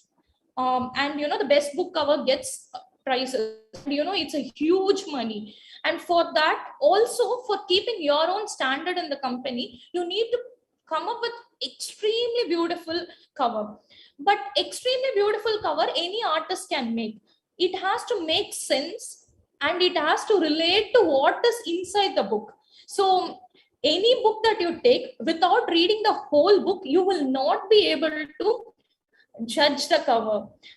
that's the saying, right? You cannot judge the book by its cover, but it's not at all true in this industry, because when you see a cover and when you have an eye to observe the cover has to tell the story, cover has to exactly tell what is inside the book.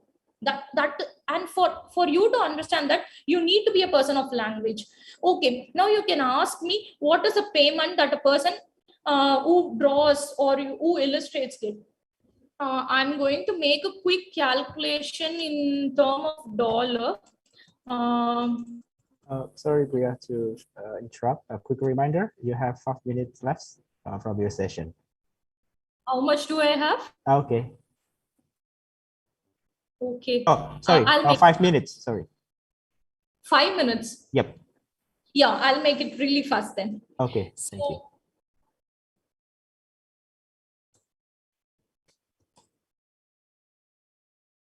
Okay. So I have converted into Indonesian rupiah. For one book, we need somewhere around 50 illustration, and per illustration we pay 500 rupees. Now 500 rupees is 1 lakh Indonesian rupiah. That's the amount that you can get for one painting in one book. So calculate it into 50, and then you will understand how much as an illustrator you can earn. I can very surely say that it is more than what your teachers are making. Can somebody do a calculation and tell me? So okay, 500 into 50 is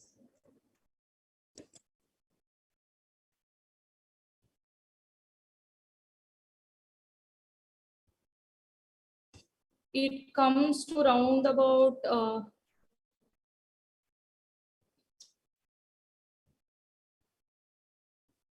47,95,980 Indonesian rupiah.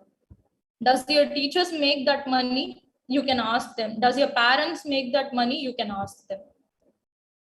Now, so when I say, you can earn from language business, yes, you can earn this much from language business, but it's not gonna happen in one day. For 50 illustrations, you have to put in that effort. For 50 illustrations, you need to read the text, and for that you need to learn language first, please.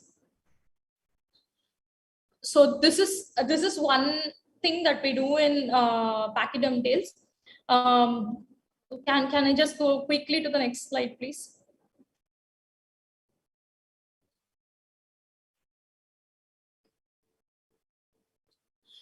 Okay. The more practical tip is, don't try to be a millionaire in day one. It's not going to happen. Be very practical. Keep your foot on the land. And your goals also have to be practical, and you need to divide it into smaller bits. Like, okay, fine, I'm going to make 10 books this month. I'm going to make 20 books this month. This is because if you keep, pushing yourself so much, you will become creatively exhausted. And if you become creatively exhausted, you will not be able to shine in this industry. And if you don't shine in this industry, ultimately after 20-30 books, okay, first 20 books you may earn money, but when it comes to 21st book, your payment will go downhill. It's not like any other job where if you do it continuously, you will get better at it. No, that's not how creativity works. It works oppositely. The more you conserve your energy, the brilliant you're going to become over the period of time. Second thing, there is no mistake in negotiating. If somebody says that I want you to be I want you to write content, I want you to do some social media work for me, do not worry. Do not worry about negotiating. Yes, you have to negotiate. You are doing a task for them. It's not a social service. Remember that. That's the first rule that you have to remember, because people tend to take artists as, okay, fine, what are they doing? I can do it. If they can do it, why are they coming and asking us? Remember that always. The second thing is, there is no mistake in doing a couple of things for free. I know I'm talking both sides, but yes, when you do certain things, assess it whether it is going to help you in the future. If it is going to help you in the future, then do it for free. Otherwise, don't do it for free. and it is okay to quit. Imagine you need money for buying a house immediately, and you feel that, okay, through creative writing I'm not going to get that money, to translating I'm not going to get that money. You can work for 1 year under an organization, earn the money, save it, buy the house, then go back to creative writing. There is no mistake in sidetracking. Nobody is going to judge you, and if they judge you, let them judge it. It doesn't matter to you. As an artist, how much ever you say, passion is important, ultimately you have to feed yourself, you have to feed your family, you have responsibility, you have moral responsibility, you have to pay tax. So for that you need money, and it is okay sometimes to take a job for the sake of it, for the sake of earning money, and then coming back to passion. Passion is always going to be there. In fact, one most interesting thing that I have felt is, if I am feeling a creative low, if I'm not able to create something, if I'm not able to work on some project, what I do is I take a very menial job. I take a very menial job, like, teaching school students mathematics. I have no no connection with mathematics, but somehow when you're doing something monotonous, like, teaching them 1 + 1 = 2, something inside you changes and you become more creative. This is just my experience. It may work out for you, it may not work out for you, but taking a sidetrack is always better, and it will bring new perspective into your life. It will give you a better artist. If not anything, you can become a protagonist in your own novel. So go ahead and do it. Can I go to the next slide, please? Okay. Can pachyderm tales help you? That is not for us to tell, that is for you to tell. So please feel free to connect with us. You can work with us, you can intern with us, because this is not just a lecture where I say, okay, fine, you can earn money, and I go. I'm not going to wave bye-bye and go, because ultimately I feel that any end of a lecture should help you out in some way.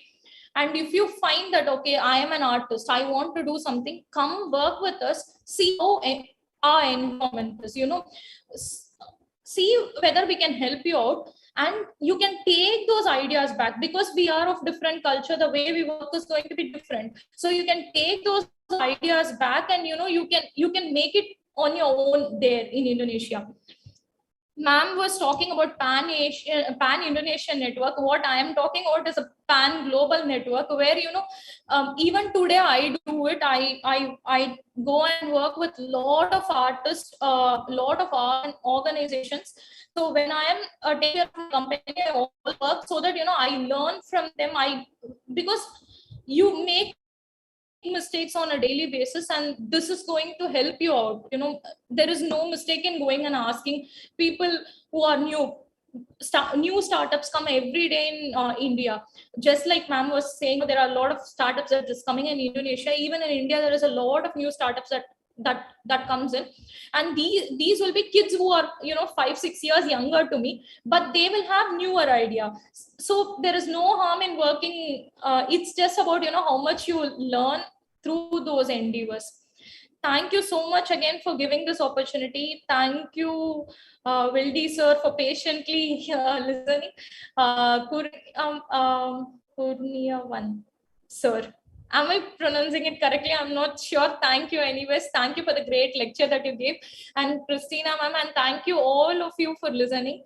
Anything that you have, write to us in Instagram, or this is our mail ID. You can connect with us anytime. Thank you so much. And if there is any question, please do ask. Okay, thank you, Priya, for bringing such reflective materials that really enlighten the participant today.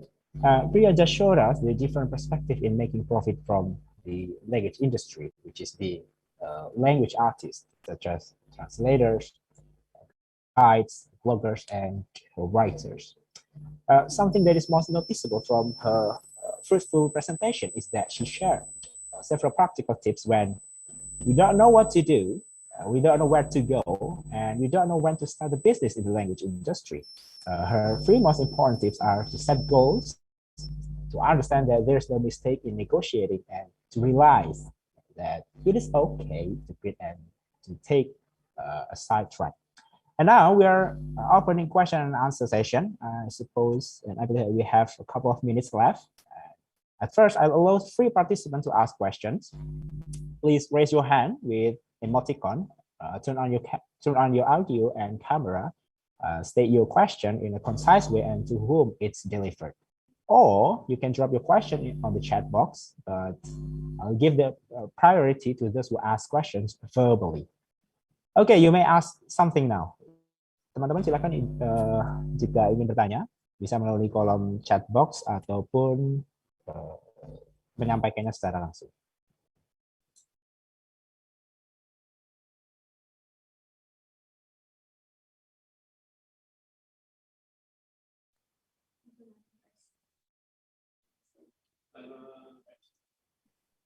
Okay, we have the first question from Mr. MC Nanang.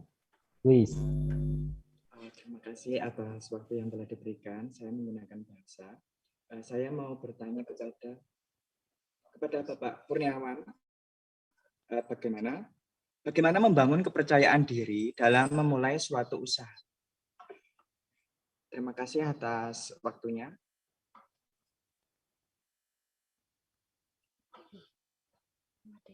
Okay, the first question was well delivered from Nanang. He asked about how to build the self-confidence, especially in terms of starting the real business in the language industry. Or maybe we can collect the participant who want to ask first until there are 3 questions, and then the speakers can respond. Okay, do we have the second? Okay, so the next question from Corey Afri on the chat box. Is Corey Afri Andari from UIN Raden Masai Surakarta? Okay, I'm going to do up. Okay. Okay. Trying to portray what things that I'm going to do after I graduate from the college. I ever got an idea to work together with my friend who takes translation as her mainstream. So here, I want to ask to Christina, what field of business that we may take, or may you give a business suggestion to enlighten us who come from 2 different mainstreams, linguistic versus translation, if we want to build a business together. Thank you in advance. Okay, the question is delivered to Christina. And then, do we have the third question?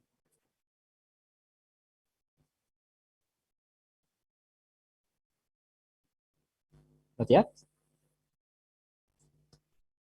Okay, maybe the 2 questions can be responded by the speakers now. Thank you. Starting from Pak Kurniawan. Okay, thank you very much, Pak Wildi. Yeah, and also question from siapa tadi, Nanang ya. Yeah, Nanang asked about the way to build up the confidence. Yeah, Nanang. Yeah, you know that I think confidence or not confidence. Yeah, this everybody has it. Yeah, everybody has it. Everybody has felt confident or inconfident. It's something normal, but of course we have to be able to control it. Yeah, which is more. Ya, mana yang lebih banyak gitu ya. Tentunya confidence ya has to be more we have. Yeah, and how to have a confidence, especially in building a business. Yeah, like your questions. I think it is similar like my explanations before. Yeah, I have explained that one of the way to find the opportunity, yeah, is come from our ability, skill, or even hobby, gitu ya. Nah, it comes from our ability, yeah. Of course, yeah, it can cause us to be confident, yeah. Moreover, when some people needs us, yeah, and it can increase our confidence. Jadi dibutuhkan apa namanya skill ketika ada orang need us, membutuhkan kita, maka our confidence will increase. Ya, it is automatically gitu. Ya, so that I have told you all that. First, be confident. Ya, percaya diri. Ya, from your own hobby, own skill. Ya, and from there you can start your business. Yeah, if you start from your hobby, your skill, yeah, I'm sure you will be more confident. If you're confident, I think your business, I think, will develop easily. Yeah. Okay, I think that's all my explanation to Nana. My answer. Yes, sir. Thank Thank you you. very much for the answer. Okay, so the next question came from Corey Afri. So did you get the point, Christina, from the question? Yes. Yeah. Okay. Yeah. Hi, Corey. It's nice to meet you. I don't know, I cannot see you and your friend. But anyway, it's actually, you have lots of choices. You have plenty of choices. Linguist and a translator, both of you can do anything. Like, for example, you can start your own translating company, which is going to deal with translating, interpreting. You haven't written here. So she takes translation as her major. So your friend is taking, or you are taking, yeah, you are a linguist and your friend is taking majors in linguistics. Yeah, well, then you should try out maybe some machine translation. Try to do it, two of you. Like, for example, take one book that is translated into Indonesian, but do not read it in Indonesian. Just take, for example, I don't know, any book, doesn't matter. Take 2 chapters, like you translate it, your friend translate it, or just take a cat tool, translate that, like she should do post editing, and you should at the end like work with her, I don't know, on proofreading or something. Like, then you can do anything else. Basically, you can create content, you can what else set of skills do you have? Are you tech savvy? Like, what's your passion? What would you like to do? That's the point. I mean, if she's choosing translation, it's easy. But then what is she going to do? She's going to do translation, interpreting, chuchotage, consecutive. Actually, I'm very interested in if your university has the language laboratory, are you doing the practicing in simultaneous translations and everything? That's amazing. That's amazing. Yeah, so I don't know, if you tell me more about yourself, then I can help you better. Okay, thank you, Christina, for your response. And do we have another participant to ask now? Or maybe I have a question for Priya. You mentioned that there are lots of possibilities in the future, especially for language experts. Apart from mastering foreign languages itself, are you suggesting us to learn additional or extra hard skills that are relevant to today's digital era? If so, what are those skills? I didn't get the last part of your question. Oh, what are the hard skills that you may suggest for us to learn in today's digital era? Okay. Apart from mastering the languages itself. Okay. As a linguist, okay. Again, I'm gonna bring it a very personal experience of mine. We were working on a book called How Ellen Bent Its Horn. Now, this book is a bestseller in Indian context. It's a bestseller and it is available in all the schools. Like, you know, it has become a part of syllabus. So that's a great deal of thing in India. Now, when a book is sold that much, the second question that anybody wants to ask is, you know, why not we get it translated? So when we want to when we wanted to get it translated, the author didn't agree for it because the amount, she has to pay a lot of amount. So we wanted somebody like, a first timer to start with the work, give a little bit of what they have done, and then, we can depend upon the quality we can pay. Now for that, the first choice that we had was Bahasa language, but I don't know Bahasa language, and I know very little people who know Bahasa language. And when I connected with a couple of my friends, I wasn't able to find out a right person who could, get me a proper translation. And it's not just about translation, we need it to be assessed. Since we do not know Bahasa language, anything that a translator is translating, we are going to think that, okay, this is right. But with that just belief, we cannot go and publish it out. So we wanted somebody who could assess it and the person who could translate it. And we are still finding it difficult to find a person who could do both, or, two different people who can do this task.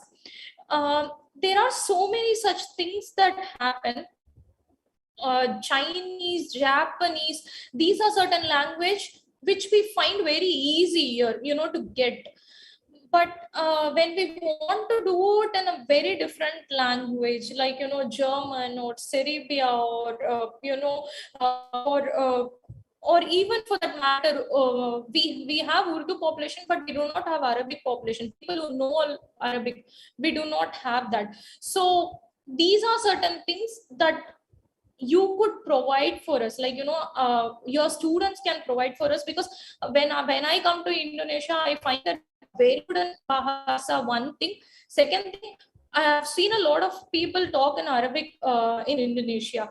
And one more thing that we have is, for Indians in India, we speak somewhere around 1,800 languages, and I find a similar connection in Indonesia. Like, there is a lot of languages, and so every time, you want to bring in an aboriginal language, or you don't want the language to become an aboriginal language, you want to connect with a language that's not spoken or spoken in a very small community, it's very difficult to find a translator. So if your students can provide that kind of facilities, or even staff members, if you have a free time, you can just try your hand in it. It's just quick buck, and extra money is always good. So these are certain things that we would like to have from you. The same, another most important part is when it comes to travel and tourism.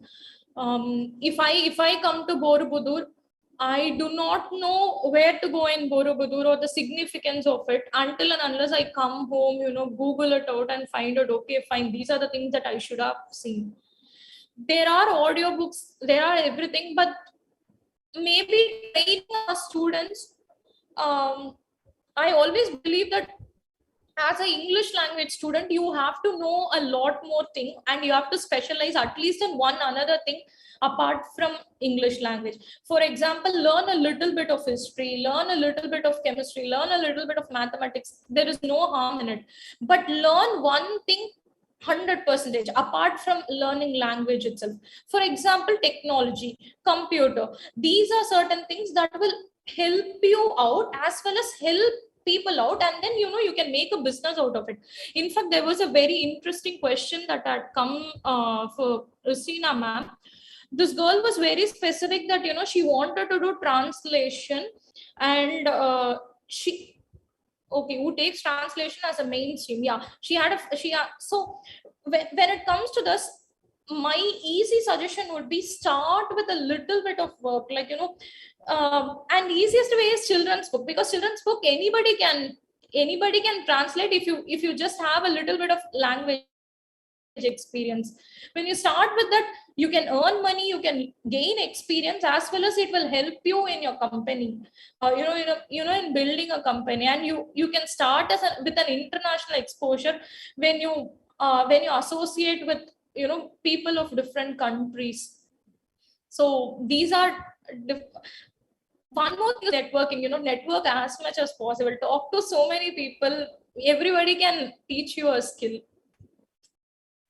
Thank you so much, sir, for asking. Oh yeah, thank you very much for your answer, Priya. So yeah, I think that's all for today. I believe that Sir, you. I just have one question for Christina, ma'am. Can I ask? Yeah. Go ahead.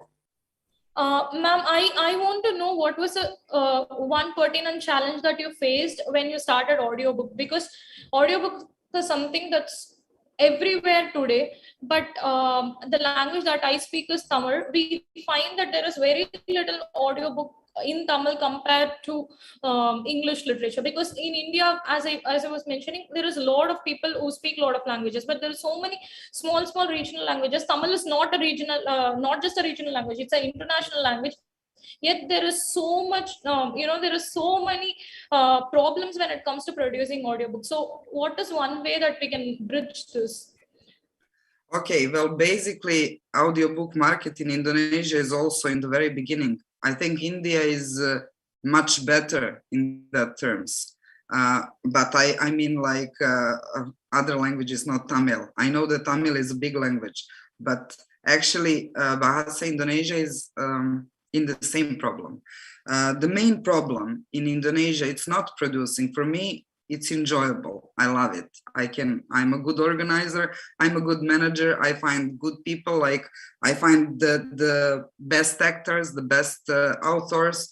I don't mind making smaller profit, but giving bigger profit to artists and everything, because for me, this is about passion. And it still doesn't turn out like it is in English, because the main problem here is that people are not respecting the copyrights. That's number one.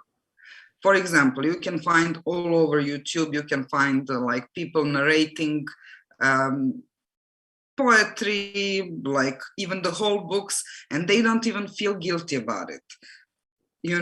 That's one thing. Second thing is like no writer is reacting, because for them, it's like, oh, who will listen to that? But then you end up, I end up, for example, by some officials, like people that work in language industry. I end up being asked by them, like those are people who should be prescripting things, those are people that really work in this industry, that are working with writers, that are linguists themselves. They are asking me like, oh, so if you're doing audiobooks, is that okay if we don't have permission from the writer? And I'm like, my God, how is that even possible? Like everyone's work is, they are authors. Even those narrators, they are authors. They are as much as important as the writer. And then you have sound engineers, then you have pre-production, production, post-production. All of that is easy. But what is not easy is that people are expecting to get things for free. And, for me, basically, I would be okay with that.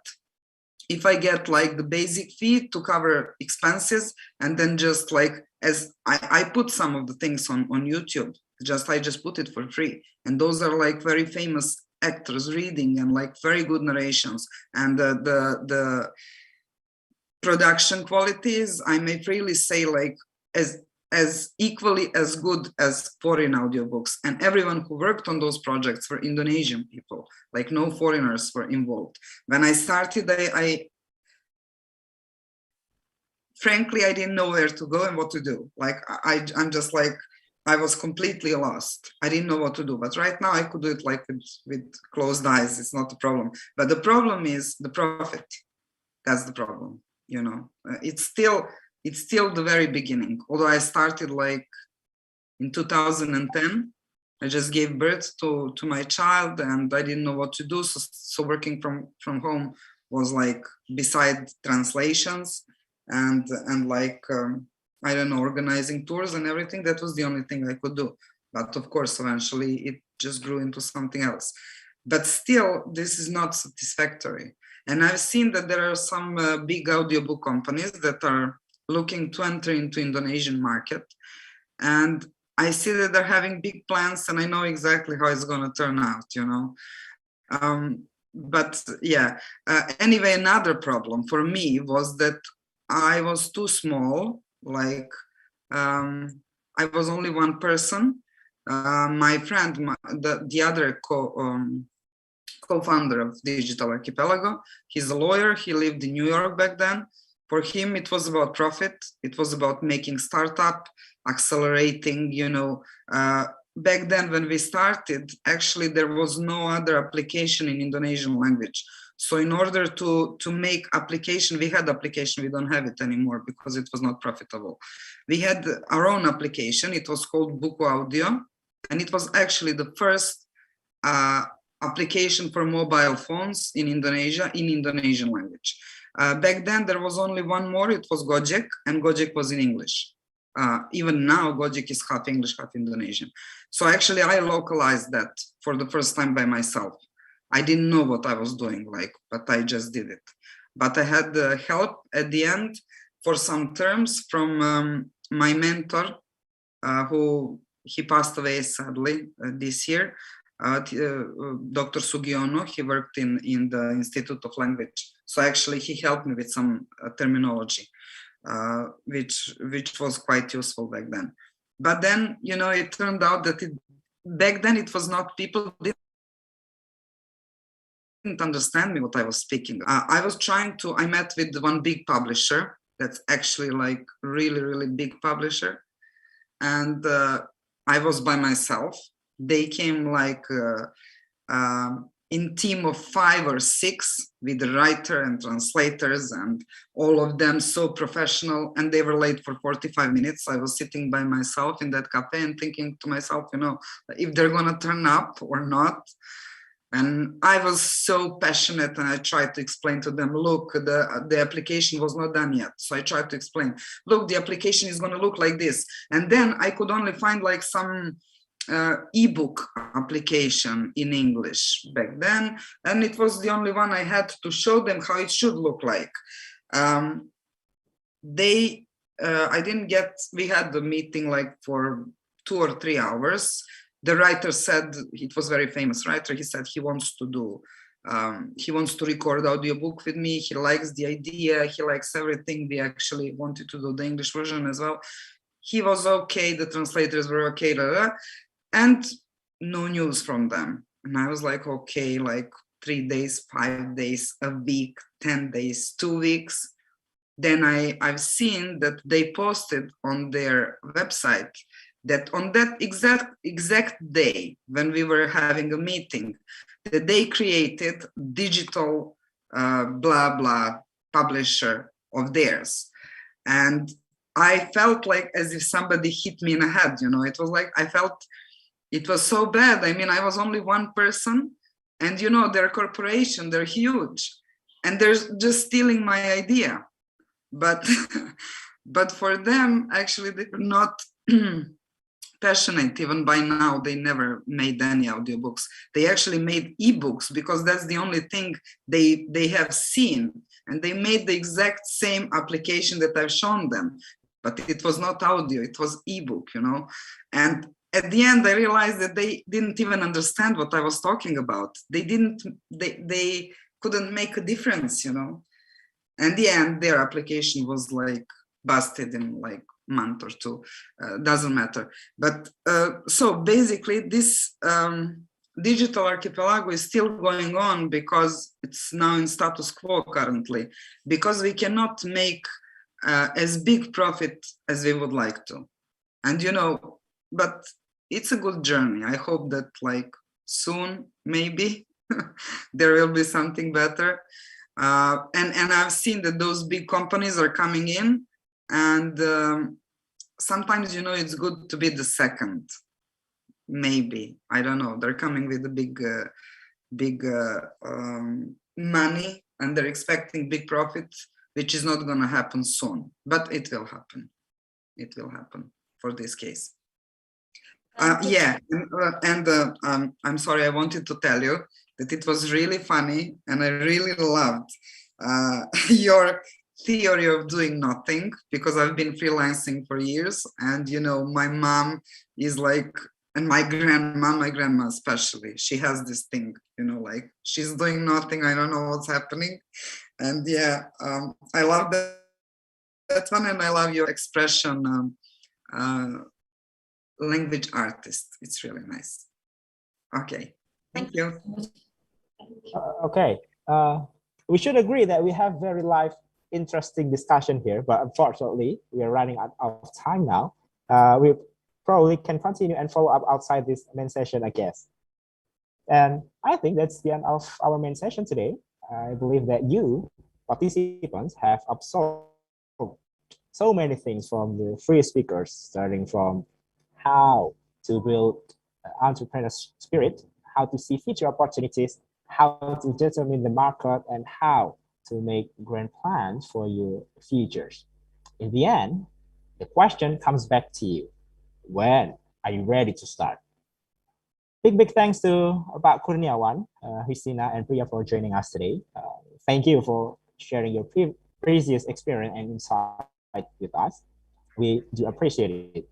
I believe that our participants today got so many meaningful lessons, beneficial insight, and essential knowledge to start their business as soon as possible. My apologies for any mistakes, and I will return this session to Nana. Mr. MC, the room is yours. Thank you. Thank you very much. Thank you, Mr. Wilkie, for leading the very interesting discussion. I believe all of the participants of the seminar, especially me also, have grasped the important point, which were very beautifully concluded. Oh yeah, I would like to inform all participants to fill in the attendance which has been shared in chat box. Please make sure you write the correct email address and detailed information because the certificate will be referring to your information. Last but not least, on behalf of the committee, I want to thank you to all for the kind attention and enthusiasm in following the whole agenda. Stay healthy. Wabillahi taufiq wal hidayah. Wassalamualaikum warahmatullahi wabarakatuh.